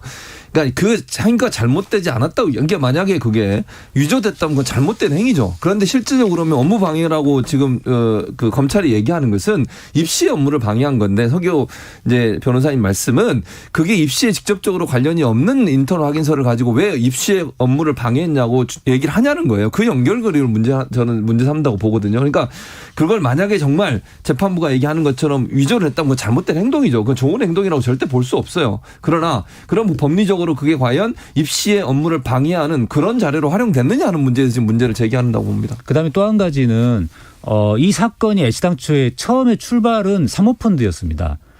그것도 조국 민정수석의 지위를 이용한 그런 권력형 비리다. 이 부분에 출발을 했는데 그게 사모펀드 관련된 건 다 1심, 2심 무죄가 났지 않습니까? 네. 그리고 그 미공개 중요 정보 이용 부분도 지금 가장 큰 덩어리인 10만 주가 2억 2천만 원입니다. 그게 미실현 이익이. 그 부분이 무죄가 되면서 나머지 그 장 내 매수한 부분은 1,600만 원짜리 그리고 심지어 두 번 2018년 2월과 10월 달에 했던 거는 아예 그 주가가 떨어져 가지고 이득이 없었습니다. 네. 그런 것까지도 유죄로 선고해버렸는데 네. 이런 부분이 다 기본적으로 무죄라고 보면 애시당초에 이 사건은 입시 부분이 수사가 되지 않았어야 될 사건이었던 것이죠. 이 재판에 대해서 다른 의견 가지신 분들 있습니다. 그리고 판사는 명확하게 유죄를 결론 내렸고요. 1심과 2심에서 나중에 그분들의 의견도 들어보겠습니다. 이슈 티키타카 여기서 인사드리겠습니다. 서기호, 최진봉, 서기호 두 분 감사합니다. 감사합니다. 네.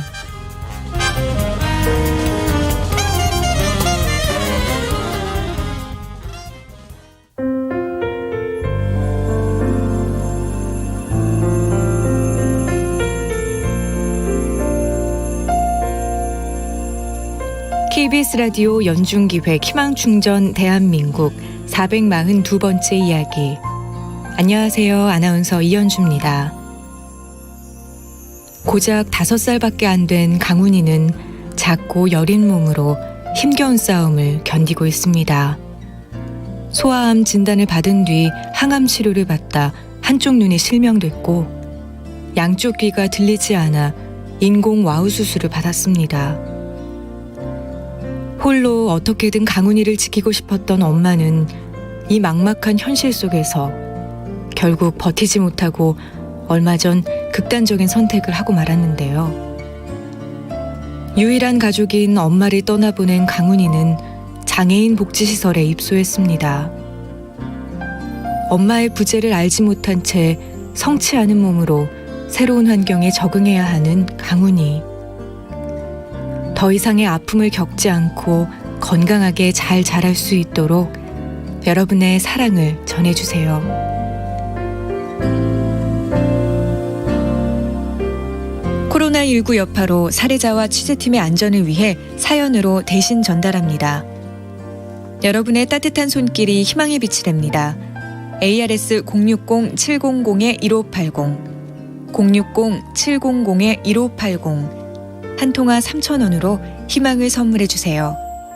KBS 라디오 연중기획 희망충전 대한민국은 초록우산 어린이재단, 인탑스 주식회사 그리고 청취자 여러분과 함께합니다. ARS 060-700-1580 한 통화 3,000원입니다.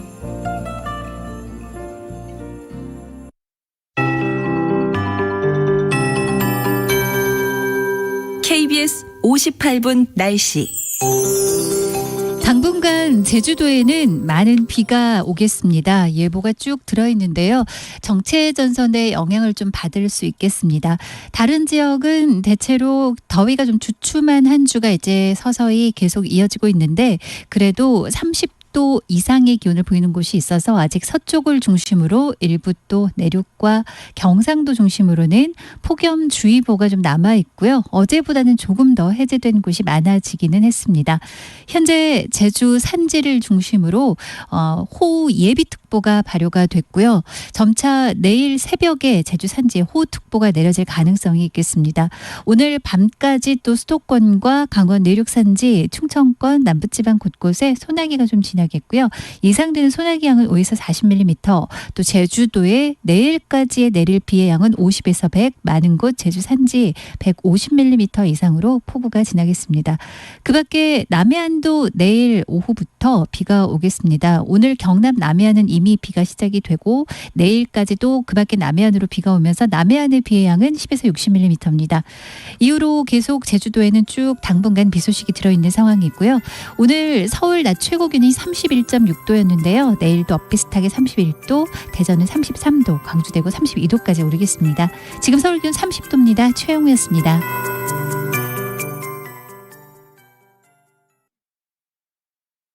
정성을 다하는 국민의 방송 KBS가 6시를 알려드립니다. AM 711kHz, FM 97.3MHz, KBS 1라디오입니다. HLKA.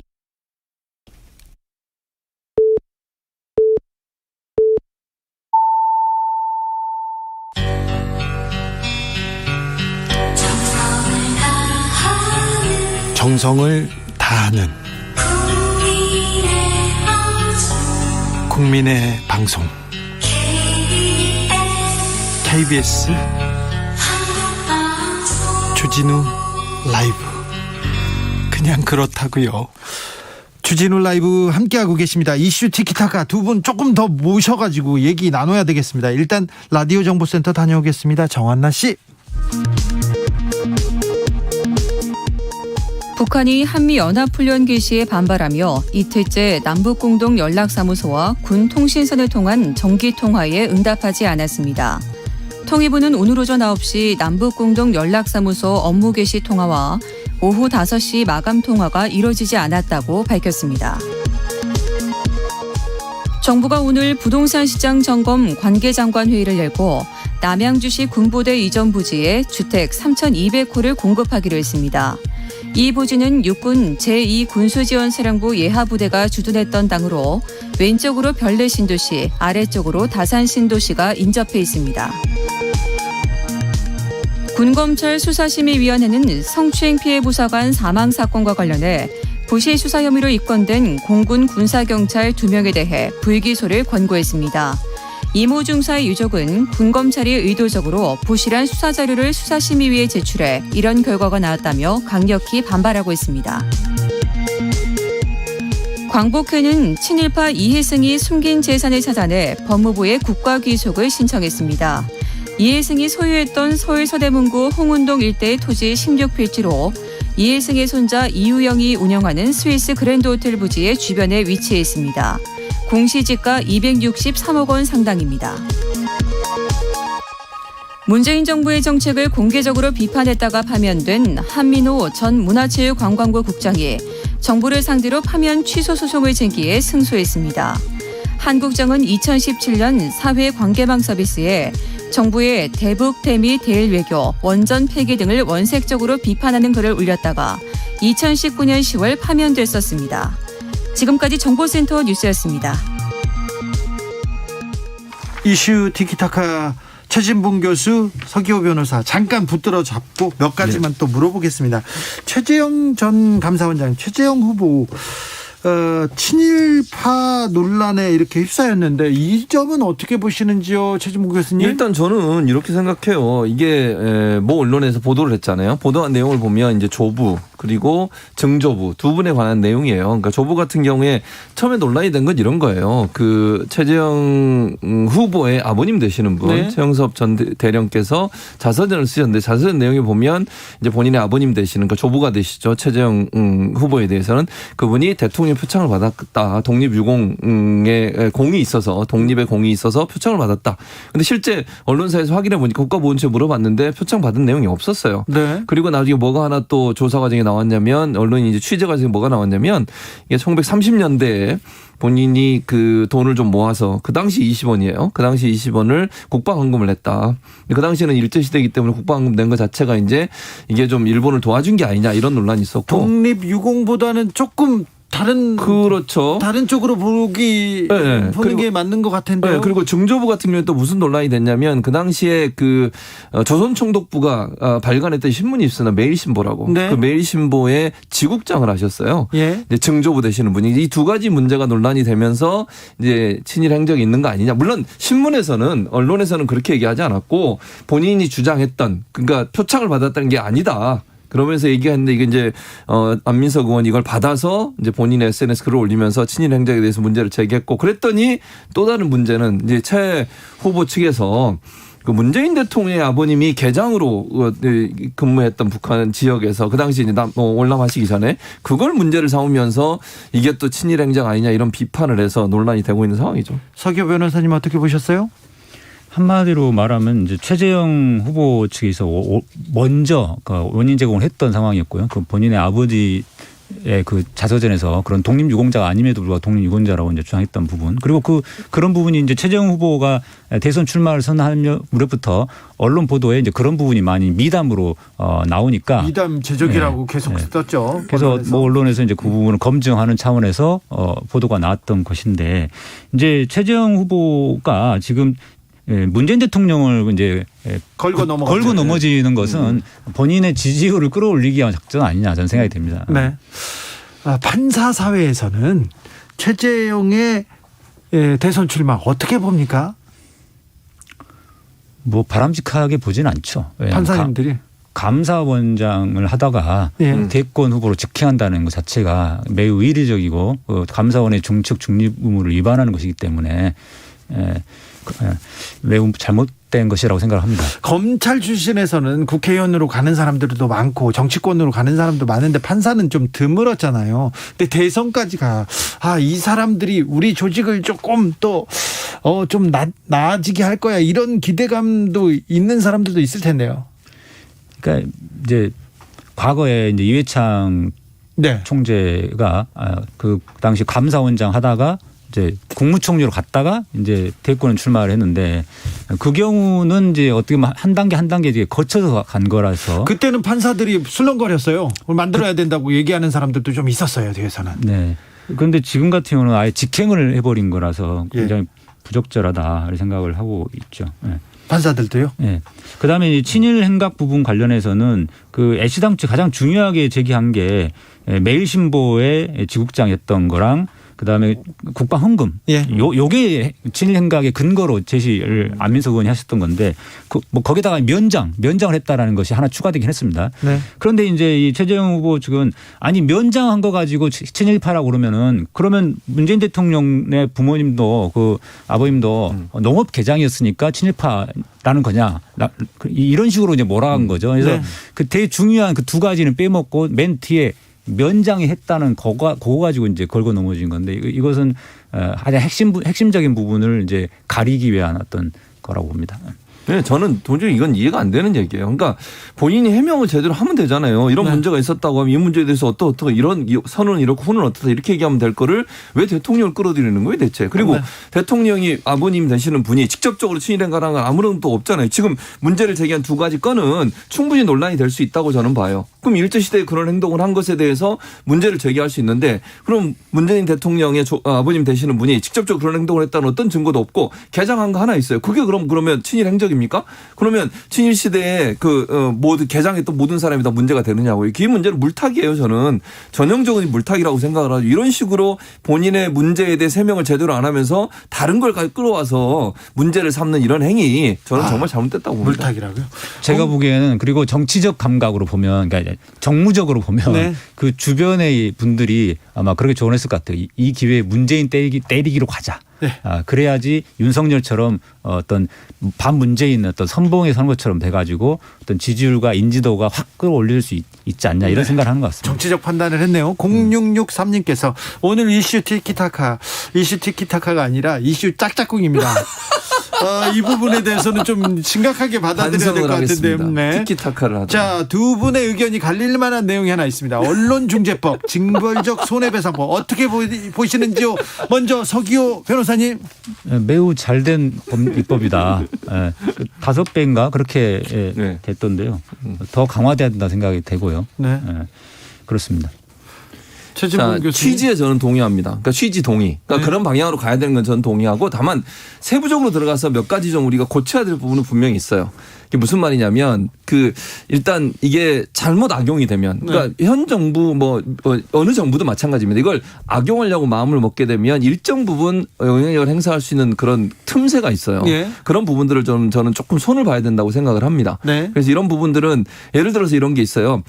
인터넷상에서 바로 차단하는 그런 이제 규정이 들어있거든요. 거기에 문제가 발생했어요. 그러니까 어떤 사람이 내가 피해를 당했다고 제소를 하면 그거에 대해서 바로 차단하게 돼 있는데 정치인들이나 대기업 같은 경우에 본인에게 불리한 기사가 올라왔을 때 그걸 악용을 해서 바로 차단할 수 있습니까? 그렇죠. 이제 그런 문제들은 논란의 대상이 될 수 있어요. 그래서 저는 전체 그림에서 5배 예를 들면 피해액의 5배를 보상하게 한다. 이건 저는 전적으로 동의합니다. 다만 이 법의 내부적으로 일단 그 언론이 할 수 있는 비판과 이런 기능들이 일정 부분 제한될 수 있는 위험성에 대해서는 손을 좀 볼 필요는 있다는 생각이 듭니다. 알겠습니다.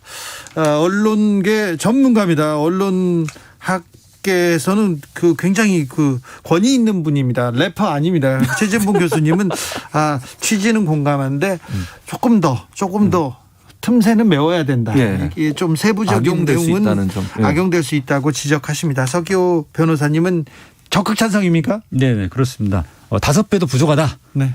더 늘려야 된다고 생각이 드는데 처음이니까 5배만 일단 늘려야 처음이니까? 네, 알겠습니다.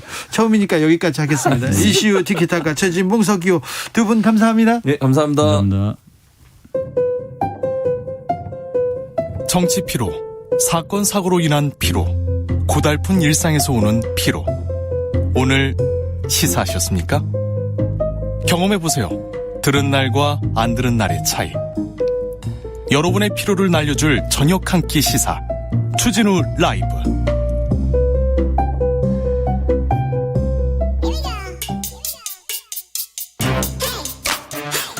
뉴스를 향한 진지한 고민, 기자들의 수다.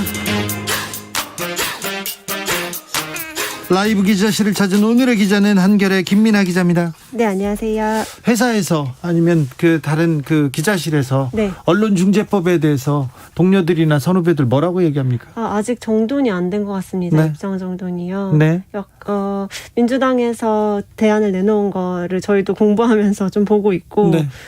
양쪽의 이야기를 다 열심히 듣고 있는 상황이고 네. 아직 어떤 스탠스를 취해야 될지는 조금 더 공부를 해봐야 될 것 같습니다. 기자들이 큰 관심은 없죠. 네. 근데 정말로 기자들의 일인데 관심이 그렇게 많지는 않은 것도 문제인 것 같습니다. 그렇죠. 기자들은 별로 관심이 없습니다. 네. 정작.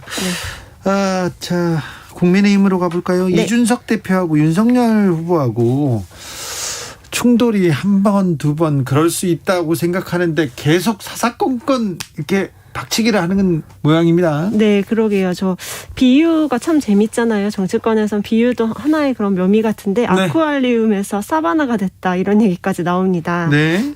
윤석열계 의원으로 분류되는 정진석 의원이 오바마 대통령의 약속의 땅이라는 회고록 내용을 인용해서 남을 내리누르는 게 아니라 떠받쳐 올림으로써 힘을 기를 수 있다는 것, 이것이 진정한 현실 민주주의다 이렇게 오늘 글을 올렸는데요.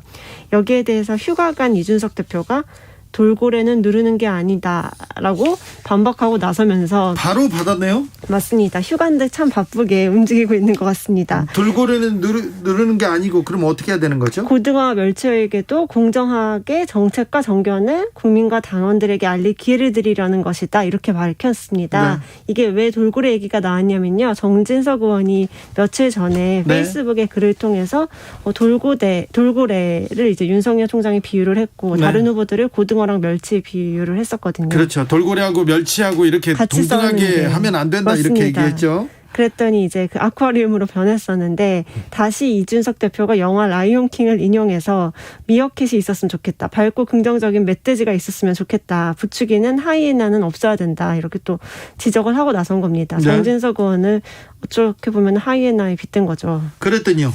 다시 정진석 의원은 오바마의 좋은 글을 올렸을 뿐인데 참 딱하다. 이렇게 응수를 했습니다. 네. 아무튼 이준석 대표가 휴가 중에서도 돌고래 팀은 좀 그게 불편한가 봐 그러면서 또 불편한 기색을 그대로 표현했습니다. 그런데 계속 안 나올 것 같아요. 윤석열 후보 토론회 참석 여부 결정은 안 했다고요? 맞습니다. 토론회 날짜는 정해졌고 두 차례로 진행됩니다. 오는 18일 그리고 25일 이렇게 진행이 되는데요. 윤 전 총장은 오늘 기자들한테 어떤 이슈나 방식의 검증, 면접, 토론 당당하게 응하지 않을 이유가 없다 이렇게 밝혔으면서도 네. 저 혼자 결정할 문제는 아니고 당에서 공식 요청이 오면은 캠프와 논의하겠다라는 입장입니다. 사실 캠프에서는 이 토론회에 나가서 1위 주자로서는 공격을 당한 기가 사실 너무 쉽죠. 네. 그거를 좀 우려하는 것 같아요. 아, 정치적으로 얘기하네요. 네네. 내가 안 나갈 이유가 없다. 네네네네. 뭐 응하지 않을 이유가 없다. 하지만 캠프하고 상의하겠다. 검토하겠다. 예, 맞습니다. 최재형 감사원장 쪽도 비슷한 스탠스입니다. 최재형 원장도 오늘 긍정적으로 검토하겠다 이렇게 밝혔지만 캠프에서는 불만의 목소리가 나옵니다. 경선준비위원회가 캠프 후보 대리인들이라도 모아서 의견을 들었어야 하는데 그런 것 없이 그냥 오라고 한다. 오라 가라 한다. 이것이 불만이라는 건데요. 사실 후보들한테 이런 일정을 공유할 때 지금까지는 정말 하루 전에 말했대요. 네. 그러니까 이제 후보 캠프에서는 이미 약속이 돼 있는데 취소하고 가기가 조금 애매하다라면서 안 갔었던 거죠. 근데 이제 이번에는 정말 일주일 전에 이렇게 제안을 했거든요. 네. 후보들이 일정 때문에 핑계를 대고 안 나올 수는 없을 것 같고 어떻게 빠져나간지 아니면 어떻게 참석을 하게 될지 좀 봐야 될 것 같습니다. 근데 13명인가요? 네네. 14명인가요? 지금 주요 후보로 하면 13명이 맞고요. 예. 또 아직 저희가 모르는 정말 당원이시면서 출마를 하시겠다고 하신 분들이 또 몇 명 있습니다. 그래요? 근데 그분들이 모여서 어떻게 토론하죠? 그러니까요. 13명이 짜르륵 앉아가지고 대화를 제대로 나눌 수나 있을지 그것도 좀 고민이 될 것 같은데요. 아무튼 최재형의 입, 윤석열의 입 어떤 얘기가 나오는지 궁금하긴 해요. 맞습니다. 그런데 내부 충돌이 계속 이어집니다. 여기. 맞습니다. 사실 이 정책적으로 본인들이 좀 부각하고 싶어하는 후보들의 캠프 쪽에서는 왜 안 나오느냐 이렇게 좀 공방을 벌이고 있고 또 김태흠 의원 같은 경우에는 군기반장 하지 말라는 식으로 이렇게 또 반발하는 모습도 보였고요. 계속 시끄럽습니다. 또 지도부 안에서도 이제 또 조금 있다가 나오실 김재원 최고위원께 여쭤보면 될 것 같은데 또 시끄럽게 네. 입장이 엇갈리는 모양새여서 지도부하고 후보들하고 왜 이렇게 충돌하는지 잠시 후에 저희가 원기옥에서 김재원 최고위원한테 물어보겠습니다. 네. 그런데 네. 최재형 후보 그리고 윤석열 후보한테 사람들이 많이 갑니까? 맞습니다. 사실 지금 캠프에서 직접 어떤 직책을 맡은 분들을 세워봤더니 윤석열 캠프에는 원내 의원 중심으로 했을 때 9분이 가 계시고요. 네. 최재형 캠프에서도 또 똑같이 9명을 영입을 했고 유승민 후보한테도 많이 갔어요? 유승민 후보 쪽은 8명, 현역으로 치면 맞네요. 9대 9대 8 이 정도의 비율인데요. 어떤 분들이 갔어요? 네, 윤석열 캠프 쪽 보면은 이미 많이 아시겠지만 장제원 의원이 총괄실장으로 있습니다. 이걸 두고서 또 조금 재밌는 얘기가 홍준표 의원이랑 굉장히 친한 사이로 알고 있는데 네. 윤석열 캠프로 갔다 좀 섭섭하지 않느냐 이런 얘기도 총괄실장 장재원, 총괄 부실장 윤한홍 의원도 맞습니다. 홍준표 의원 걔인데 맞습니다. 지난 2017년 대선 때 윤한홍 의원이 홍준표 의원 캠프에서 열심히 도왔었거든요. 예. 근데 이번엔 이제 윤석열 캠프 쪽을 갔고 이종배 의원, 윤창현 의원 등등 정책적으로 좀 부각을 시킬 만한 의원들이 영입을 했고요. 또 최재형 캠프 가보면은 박두출 의원이 계시고요. 친박 중에 친박이시죠. 예. 네, 그리고 사실은 조혜진 의원이 예전에는 유승민 캠프에서 좀 도움을 줬었는데 이번에 그러게요. 최재형 캠프로 옮겼습니다. 네. 그리고 그 뭐 정경희 의원, 조명희 의원 등등 비례 출신의 그 어떤 좀 특기가 있으신 분들을 최재형 캠프에서 많이 모셔간 것 같아요. 예. 뭐 교육이나 뭐 일자리, 장애인, 보건의료, 여성가족 이런 쪽으로 외교 정책의 조태용 전 외교부 차관까지 영입을 하면서 조금 이제 그 직능 쪽으로 열심히 그 영입을 하신 것 같고 유승민 캠프에는 2017년에 출마했을 때 같이 계셨던 분들이 이번에 또 많이 같이 계십니다. 네. 유희동 의원, 뭐 김희국 의원, 또 김웅 의원은 유승민 의원이 정치권에 이제 데려온 사람이니까 이번에도 같이 가고요. 그렇게 해서 8명이고 뭐 대체로 바른정당 출신이라고 분류할 수 있을 것 같습니다. 검사 출신 김웅 의원은 네. 윤석열 후보가 아니라 유승민 후보한테 갔네요. 네네 맞습니다. 원희룡 전 제주지사하고 홍준표 의원 캠프 상황은 어떻습니까? 이 9대 9대 8의 비율에 비해서는 약간 썰렁한 모습이긴 한데요.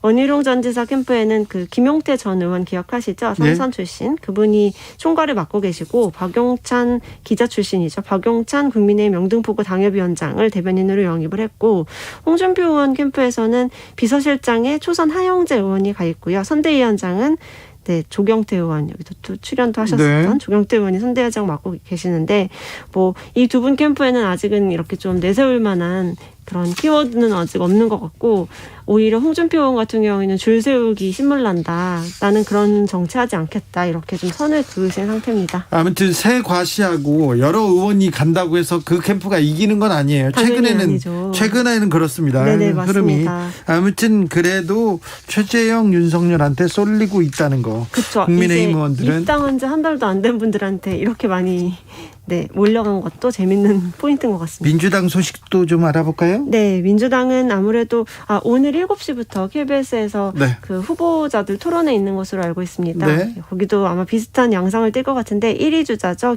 이재명 경기지사가 내놓은 기본 시리즈에 대한 공세가 여야를 막론하고 굉장히 거세게 불고 있는 모습입니다. 네. 네, 이재명 지사가 이제 유력 대권주자로서 기본 시리즈를 계속 내놓고 있는데 그랬더니 뭐 유승민, 하태경 다 윤희숙 다 네네. 이재명 때리기에 나섰어요? 네, 맞습니다. 이번에는 기본 대출 공약 가지고 좀 공세를 나서는 모습입니다. 유승민 의원은 가계부채는 시한폭탄이다 이러면서 판타지 소설을 쓰기 전에 경제 기본 상식부터 깨닫기 바란다. 이렇게 기본 시리즈를 판타지 소설이라고 이제 비판을 했고요.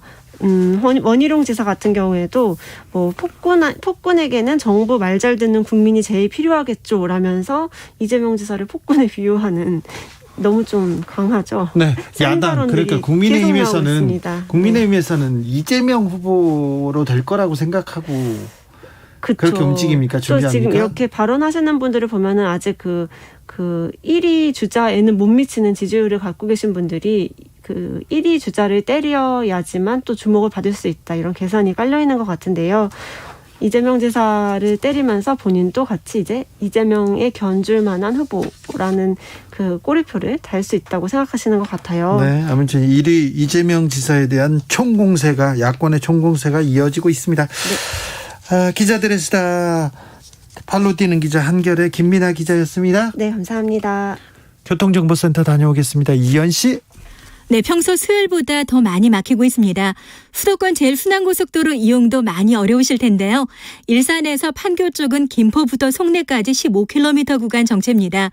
더 가서도 구리 방향 서안암부터 구리 휴게소까지 18km 구간 막히고 있는데요. 이 구간 모두 지나는데 1시간 이상 예상하셔야겠습니다. 경부고속도로 서울 쪽은 총 25km 구간 정체입니다. 안성 휴게소에서 오산까지 이동 특히 어렵고요. 판교를 지나서도 달래내에서 반포 쪽으로 가다서다를 반복합니다. 남부권에선 중앙고속도로 부산 쪽인데요. 전시간 동명휴게소 부근에 있던 사고 여파까지 더해지면서 동명휴게소부터 칠곡까지 답답하고요. 또 초정에서 삼락 쪽으로도 막히고 있습니다. 호남고속도로 순천 쪽은 광산에서 산월 쪽으로 정체입니다. 서울시내 강변북로 구리 방향 동호대교 부근에서 사고를 처리하고 있고 정체는 마포대교에서 암사대교 쪽으로 이어집니다. KBS 교통정보센터였습니다.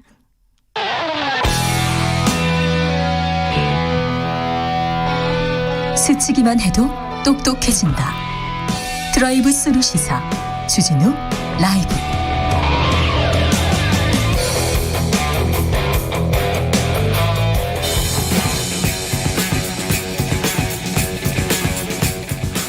전직 청와대 정무수석 둘이 뭉쳤다. 여당 야당 수석 크로스. 김재원의 원, 강기정의 기. 원기옥 에너지를 모아 원기옥. 냉철하고 확실한 분석, 막걸리 같은 걸쭉한 입담. 주진우 라이브 특급 조합입니다. 강기정 전 청와대 정무수석 오셨습니다. 네, 안녕하십니까. 김재원 국민의힘 최고위원 오셨습니다. 안녕하세요. 네, 김재원 최고위원 휴가는요? 뭐 그냥 이렇게 왔다 갔다 하는 걸로 그냥 대신하고 있습니다. 휴가 생각 못 하고 있습니다. 작년 여름에는 어떠셨어요? 작년 여름에는 백수니까 네. 계속 휴가였죠. 그러셨어요? 네. 강기정 수석께서는 뭐 코로나 때문에 휴가 특별히 있겠습니까? 네. 예. 오늘 조국 전 장관의 부인 정경심 교수 항소심 결과가 나왔습니다. 1심과 같은 징역 4년 선고였는데 재판부 판단 어떻게 보셨는지요? 검사 출신 김재원 수석님. 제가 보니까 일단 국민들이 가장 그 관심을 많이 갖고 있었고 또 분노했던 그런 자녀 입시 관련 표창장 위조 사건 그 부분에 대해서는 뭐 1심과 똑같은 판결이었고요. 사모펀드 관련 부분에서 일부는 무죄가 선고되기도 하고 네. 또 증거 조작 부분에 대해서는 오히려 무죄가 유죄로 선고되기도 해서 전체적으로 형량은 4년 그대로 하고 벌금이 이제 좀 깎였습니다. 네.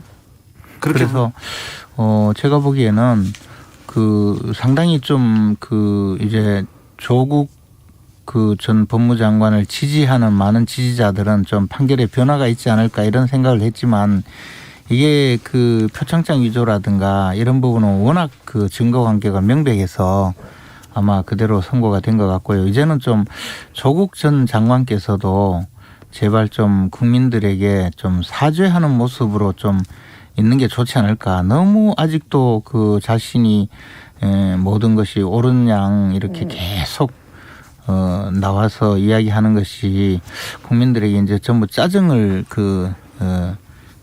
보여주고 있다. 국민들에게 짜증나게 하는 그런 모습으로 너무 다가오니 김우성님께도 있는 것이 좋겠습니다. 김우성님께서 조국 얘기 그만해라 지겹다. 판결이 말해주지 않았냐 이런 얘기도 합니다. 강기정 수석님.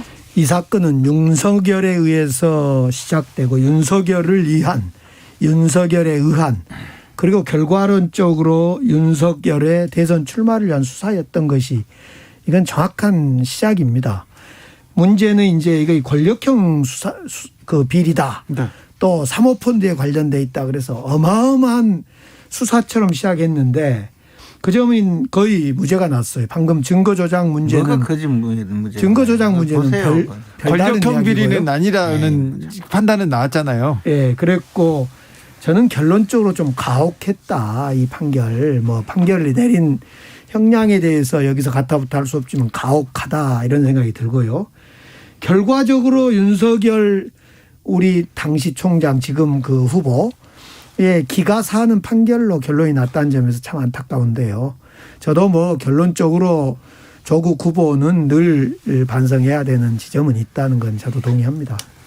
김재원 최고위원님 가혹하다 이 얘기에 대해서는 그 진중권 교수가요 그 말을 했어요. 문재인 대통령께서 뭐 기회는 공평하고 과정은 정의롭고 네. 결과는 공정할 것이다. 공정할 것이다. 그런데 기회는 아빠 찬스, 과정은 표창장이죠. 결과는 의대 입학으로 결론 났다. 그렇게 이야기할 정도로 이 문제의 본질이 사실은 그 입시 비리에 국민들이 많이 그 논란이 돼서 그런데 자꾸 처음 출발이 뭐 사모펀드 그 부분으로 시작이 되어서 그 사모펀드 관련이 무죄가 났다고 주장하시는데 거기 보면 무죄가 다 무죄가 아니에요. 그리고 일부 유죄가 났던 것이 또 항소심은 무죄가 됐지만 또 일부는 또 전혀 다른 문제가 있고 더 나아가서 그 사모펀드 관련은 다만 그 오촌 조카 조원동 씨와의 관계에서 조범동 씨가 그 이 부분에 대해서 정경심 교수는 알지 못했다고 이야기하고 정경심 교수도 알지 못했다고 해서 서로 간에 이익 관계는 있지만 그 내용 부분을 알지 못했다고 해서 무죄를 받은 것인데 그러면 이 비리 행위 자체의 그 결과는 다 그러니까. 받은 거거든요. 그래서 수사에 어떤 착수 이 자체가 잘못되었다고 주장하는 것은 그거는 지금 도저히 근거가 없는 거예요. 지금 말씀하니까 지금 판단하니까 그렇죠. 당시에 2년 전에 윤석열 당 총장은 확신을 가졌어요. 조국 장관 내정자는 사모펀드를 비롯해서 금융사기범이고 사기꾼이고 또 권력을 이용해서 어떤 것을 취했다. 이런 확신을 가지고 수사를 했기 때문에 저는 그래서 윤석열을 위한 수사다. 이런 이야기고요.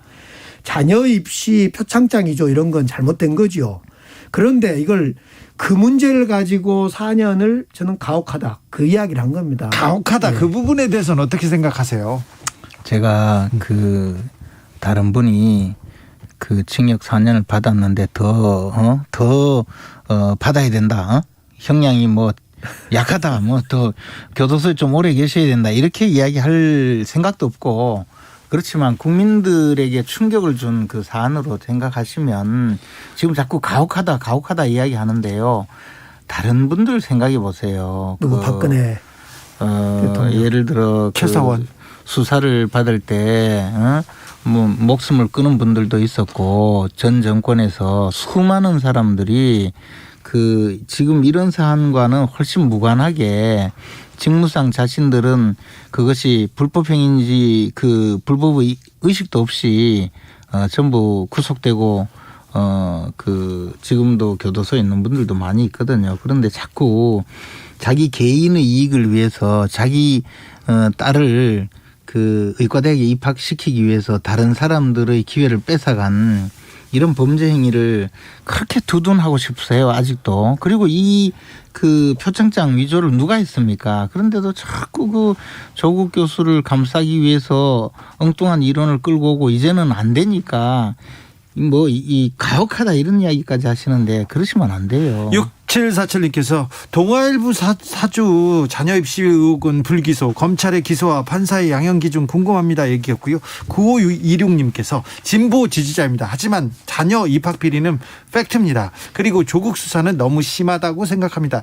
정경심 교수 재판은 여기까지 하겠습니다. 지금 두 분한테 물어볼 숙제들이 너무 많아요. 짧게 다 물어보겠습니다. 여러분도 궁금한 점이 있으면 김재원, 강기정, 김재원 두 분한테 물어보세요. 뭐든지 뚝 누르면 답이 나오는 두 분입니다.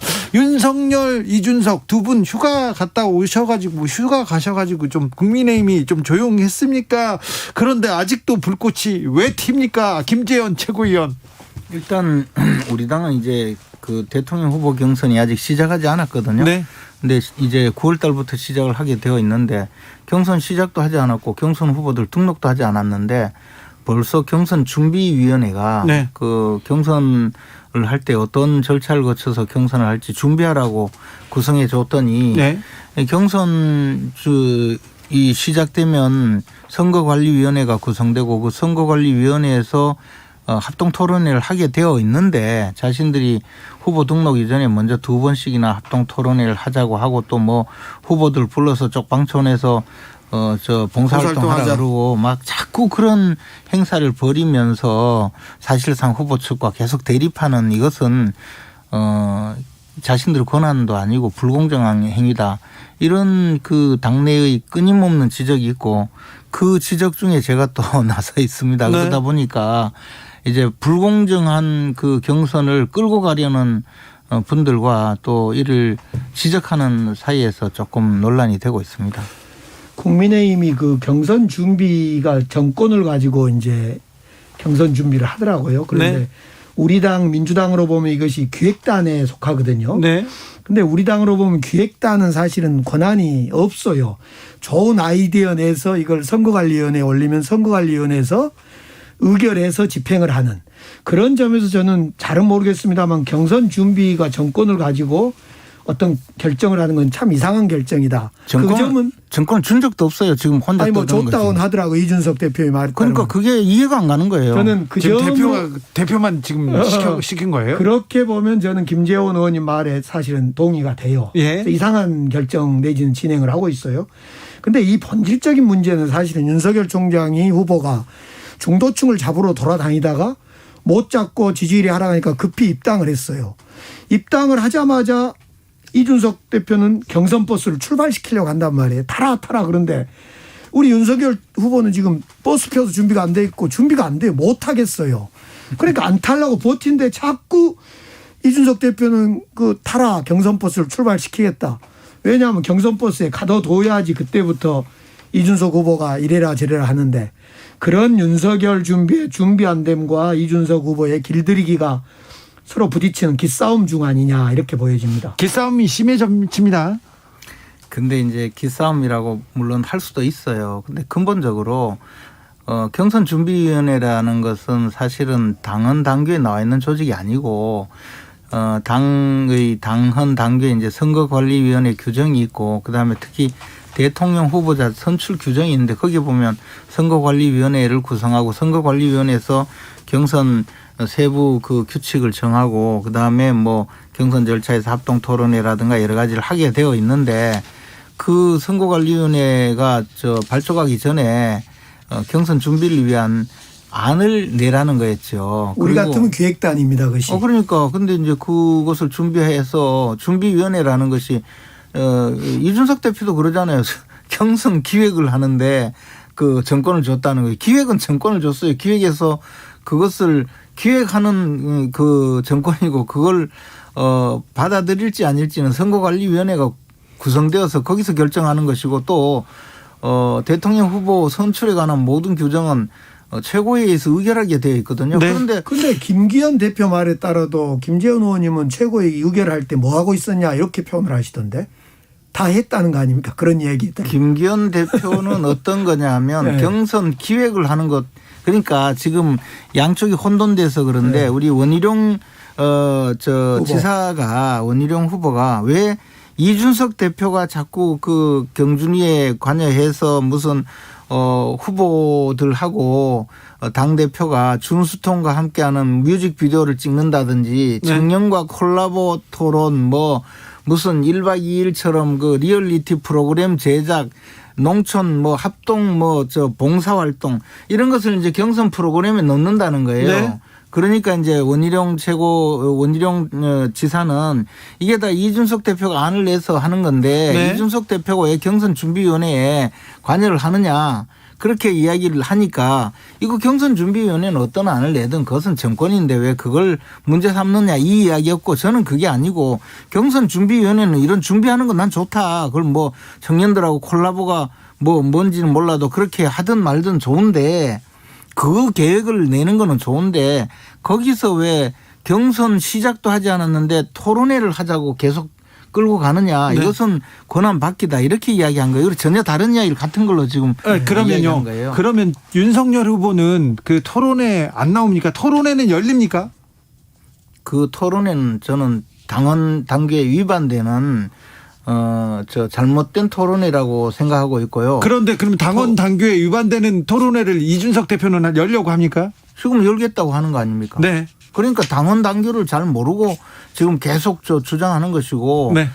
당을 이렇게 운영하면 안 된다는 거죠. 그런데 네. 뭐 그래도 계속 연다면 제가 또 거기 그 회의장가 들어놓을 생각은 없어요. 네. 열면 후보가 오든 안 오든 그건 또 그 소관이고 저는 제가 최고위원으로서 네. 적어도 당이 올바른 방향으로 가도록 끊임없이 그 바른 소리는 해야 되니까 이런 식으로 당을 무원칙하고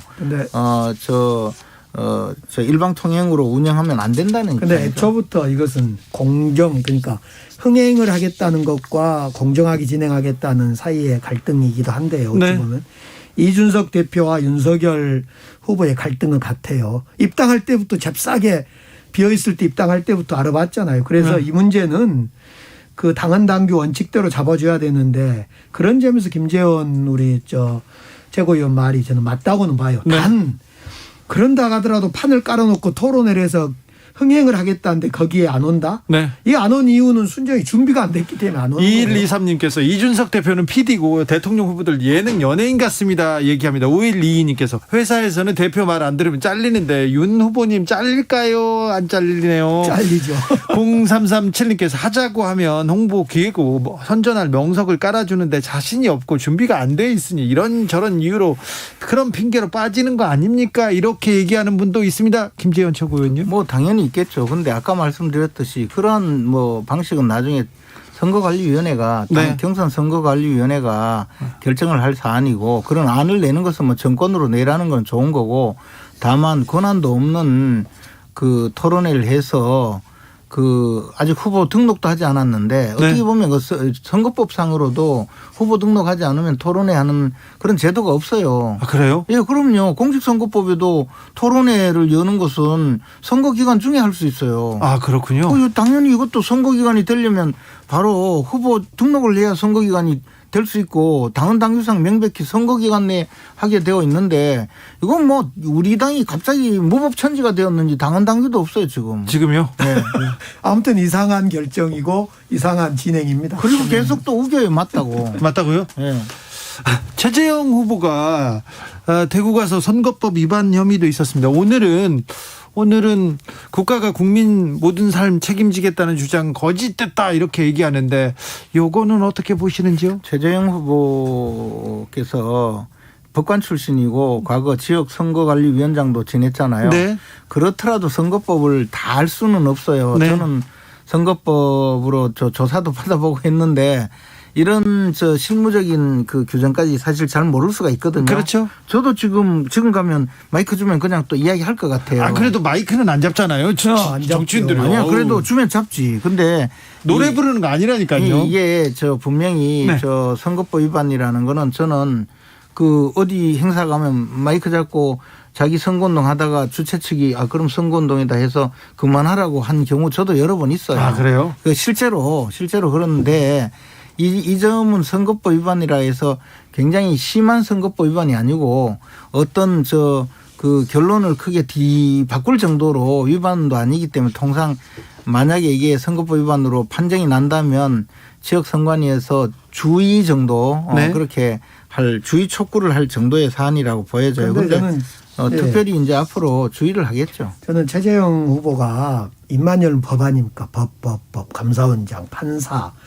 그런 분이 이제 선거법을 몰랐다. 그래 100번 양보해서 모를 수 있는데 선관위는 몰랐다 해서 안 봐주는 것이 선관위더라고요. 근데 문제는 이렇게 몰랐고 위반을 했으면 바로 고백하고 아이고 잘못했습니다 해야 되는데 변명을 해요. 거기서 뭐 나는 줄 안 적이 없는데 마이크를 누가 갖다 줘서 뭐 잡았다라는 등 소도둑이 뭐라고 하냐면 자기 손에 소 그 꼬리가 잡혀 있더라. 집에 가서 보니까. 꼬리가 아니고 새끼줄을 잡고 갔는데 나중에 보니까 소도둑이라 해서. 그렇죠. 잡혀갔는데 보니까 소가 새끼줄 끝에 소가 그냥 따르고 있더라는 거지. 네. 그런 변명을 하고 있어서 우리 최재형 후보가 조금 정직하지 못하더라 이런 생각을 해봤습니다. 최재형 후보 오늘 국민의힘 공보 모임 가서 각종 정책 관련 질문 받았는데 또 준비를 못 하셨나 봐요. 예. 언제쯤 준비될까요? 준비 못 했나요? 준비하신 걸로 아는데. 준비가 잘 안 됐나 봅니다. 지난번 최저임금이 범죄다 이것도 준비 안 됐고 선거법 이것도 최저임금이 뭐 범죄다라는 말은 조금 다른 이야기 같고 어쨌든 이제 그 최재형 원장 저 한 번도 만난 적이 없어서 입당 환영식 하는 날 이후에 전화한 적도 없어서 그런데 만나면 제가 그러려고요. 준비가 안 됐다 이야기하지 말고 그건 너무 상세한 이야기라서 나중에 따로 만나서 이야기하겠다 하고 따로 만나서 얘기하다. 따로 만나서 이야기하거나 다른 다른 자리에서 다른 자리를 좀 더 만들어서 제대로 한번 토론하겠다. 이 자리에서 너무 상세한 이야기까지는 할 수가 없다. 그렇게 좀 넘어갔으면 좋겠어요. 너무 순진해서 왜 저러는지 모르겠어. 최재형 후보가 탈원전 수사 때문에 본인이 출마를 하게 됐다. 이렇게 출마의 변을 이야기한 때부터 최재형 후보는 준비가 안 된 사람. 그래서 결국 이 후보로 결국 되지도 않고 힘들 거예요. 헤매다 말 거예요. 윤석열 후보는 준비가 많이 됐습니까? 뭐 준비가 돼 있겠죠. 뭐 자기들은 피장파장이죠. 뭐 열심히 저 사회 현상에 대해서 고민을 많이 하고 네. 또 그에 대해서 해답을 구해가는 과정 아니겠습니까? 오늘 민주당 후보들의 토론회가 있습니다. KBS에서 저희 라디오 끝나면 바로 하는데요.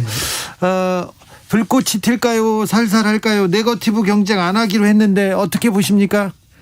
뭐 이제 어제부터 다시 이제 우리 후보들이 뭐 기본 금융이다 또 신복지 문제라든가 주택 공급 폭탄 문제 등 정책 또 김두관 후보도 균형 발전 정책도 내놓고 정책을 아무튼 최대한 내놓고 정책 경쟁을 할 겁니다. 예. 그래서 이제 국민들이 네거티브 그만해라. 근데 사실은 네거티브는요. 우리는 국민의힘처럼 후보 윤석열 후보 최재형 후보처럼 망언은 없잖아요. 적어도. 우리는 이제 음주나 탄핵 문제 욕이 있지 욕. 형수님한테 과거형이고 형수님한테 욕을 했는데 그걸 들어본 지지자가 도저히 그분이 후보가 되더라도 지지할 수 없다고 말씀하신 서른 의원님 말씀을 들어보면 그 윤석열 후보가 이야기한 뭐 이런 말실수와 서른 의원의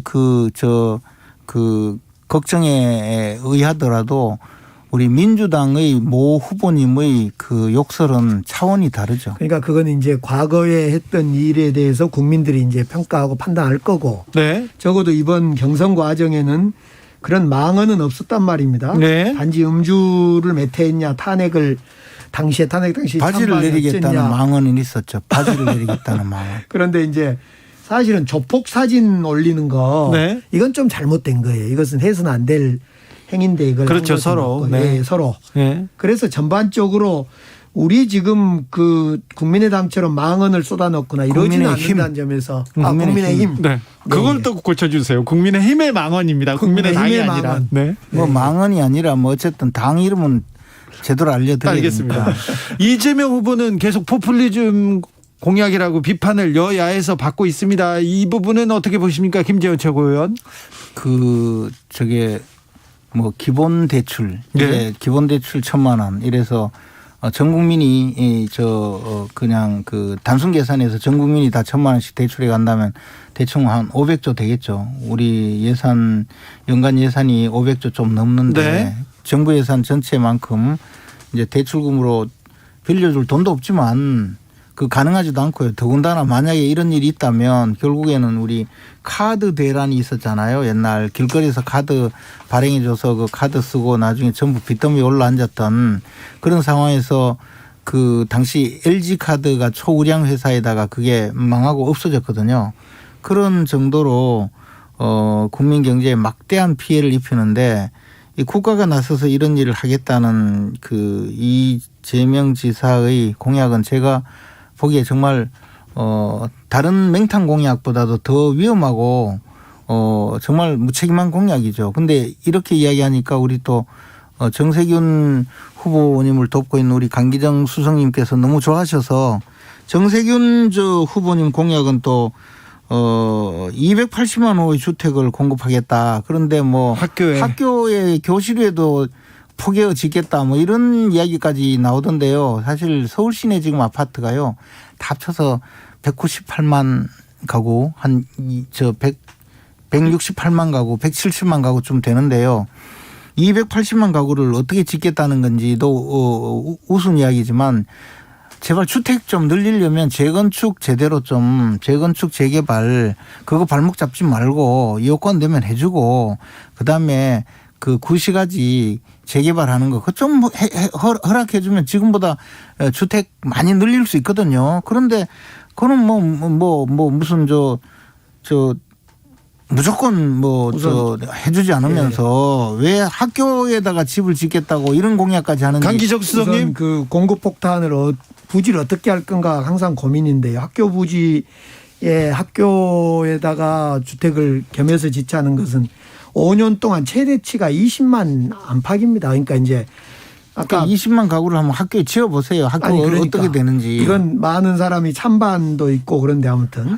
그리고 지금 우리 정부에서도 그렇고 서울시에서도 그렇고 재건축 하자라고 풀어주겠다 하는데 예를 들면 음마 아파트 같은 경우도요. 재건축 하라 그러는데 공공으로 해라. 이걸 그러니까 안 하겠다는 거예요. 네. 예. 땅을 반 뺏어가겠다는데 누가 합니까? 그 반입니까? 자기 50% 뺏어가는 거예요. 지금 그게. 사는 분들 다 새 집 크게 받고 지분 토지 추가로 주택 오르고 토지 지분을 반을 뺏어가요. 아이 증축을 해주고 고층을 올려주고 토끼장처럼 살아나는 거예요. 그러니까 이건 순전히 그 주민들이 그래서 저 사유재산권을 완전히 국가가 뺏겠다는 그런 정책이 있으면 안 되는 반대로 거예요. 중축 올리고 풀어주고 중개축 해주면서 이 주민들의 아파트값만 올려주는 그런 건 못하지요. 아파트값만 올려주는 것이 아니고 아무튼 거기에 임대 아파트를 30% 정도 네. 반이 아니라 지켰는데 30% 진짜. 그건 지금도 그렇죠. 근데 거기에다가 토지를 50% 뺏어가겠다는 이런 강도적 발상이 어디 있습니까? 그러니까 안 되고 있는 거예요. 강도적 발상이라는데요. 이재명 후보가 하는 1,000만 원 기본 대출 있지 않습니까? 네. 이걸 제가 뭐 좋아한 게 아니라 이건 기본 생각은 지금 대학생이나 청년들 실제로 저희들은 1,000만 원이 대출이 필요 않지요. 네. 그 1,000만 원도 100만 원 그 대출 받아서 이자 붙여서 막 600만 원, 1,000만 원 내고 자살하고 쫓겨나고 몸 팔고 이런 분들에 대한 몸이란 건 뭐 장기도 팔고 그런 영화도 있습니까? 그런 거에 대한 대응이다. 기본 컨셉이 이렇게 생각해 주셔야 돼요. 네, 아무튼 부동산 대책 어떤 후보가 좀 뾰족한 대책을 내놨는지 앞으로 여야 후보들의 공약도 조금 살펴보겠습니다. 김정훈님께서 이 코너가 제일 재밌다. 역시 정치는 짬밥인 듯 얘기하는데 정치는 짬밥입니까? 아니 뭐 정치판에 오래 있으면요. 네. 저 국민들이 그렇게 썩 박수치지 않아요. 지금 보면 우리 당 대표도 국회의원 안 한 분이 되고 있고 지금 여야 대통령 후보 중에 지지율 1위는 다 국회의원 안 한 분들이에요. 그러니까요. 그래서 제가 보니까 국회의원 초선 재선 한 3선쯤 하면 국민들이 정과 한 3번쯤으로 보지 저 경력이 많다 또는 뭐 경륜이 있다 이렇게 잘 안 보기 때문에 이제는 저 정치인들은 좀 신인으로 다 바뀌어가는 추세라고 봅니다. 정치인들이 신인으로 바뀌어간다. 이거 어떤 후보들이 좋아할 얘기인데요. 강기정 수석님 어떻게 보십니까? 정치는 역시 경험에 기초한 공부 같아요. 그래서 나이에 많고 적음은 아닌 것 같고 분명히 네. 그 시대 정신을 진짜 이끌어가고 따라가 주는가가 핵심인 것 같아요. 네. 그러니까 이제 이 여의도 정치한데 여의도 정치도 국민들이 대부분이 싫어하고 그러나 여의도 정치가 그 시대의 시대 정신을 쭉 따라가고 끌고 가면 아마 박수치고 좋아할 겁니다. 민주당에도 정치 경력 1천한 분이 그 지지율 1위, 부동의 1위, 그다음에 민주당에서 정치를 조금 덜한 순서대로 이렇게 2위, 3위, 4위거든요. 네. 그런 거 보면 이제 전부 다 그 국민들이 정치인으로서 오래 일한 분에 대해서 신뢰가 점점 떨어지는 것 같아요. 근데 저는 씁쓸하긴 하지만 뭐 이준석 대표 현실이죠. 요즘 그 갈등을 보면서 초기에 이준석 대표가 되면서 박수 치고 막 그랬는데 신선하다 그런데 요즘에 국민의힘에서는 이준석 대표를 패싱하거나 그냥 좀 무너뜨릴 이준석 대표가 장악이 안 돼요. 말하자면. 이준석 대표가 장악이 안 되는 것이 아니고 특정한 사안에 대해서 자신의 그 생각을 과도하게 관철하려는 부분은 있지만 거의 대부분은 엄청나게 리더십을 잘 발휘하고 있고 또 우리 아까까지 당원 당규 얘기하시더니 아니 그러니까 특정한 사안에 대해서는 네. 그런 부분이 있는데 대부분의 사안은 리더십을 잘 발휘하고 있고 훌륭하게 당을 이끌고 있습니다. 그래서 우리 당의 최고 지도자임에는 틀림이 없습니다. 네. 훈훈하게 마무리할까요? 원기호, 김재원, 강기정, 김재원 두 청와대 정무수석과 함께했습니다. 감사합니다. 고맙습니다. 오늘도 수고하고 지친 자들이여 여기로 오라. 이곳은 주기자의 시사 맛집 주토피아 주진우 라이브.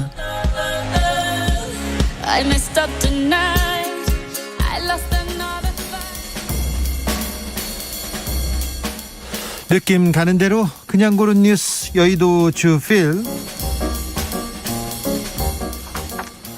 기후위기 태평양 섬나라 물에 잠기고 태풍 맞고 염분에도 말라 죽는다. 한국일보 기사인데요. 지구온난화로 해수면 상승 위기에 처한 태평양 섬나라들이 있습니다. 투발루나 바투아투, 키리바시, 마셜제도, 그리고 몰디브.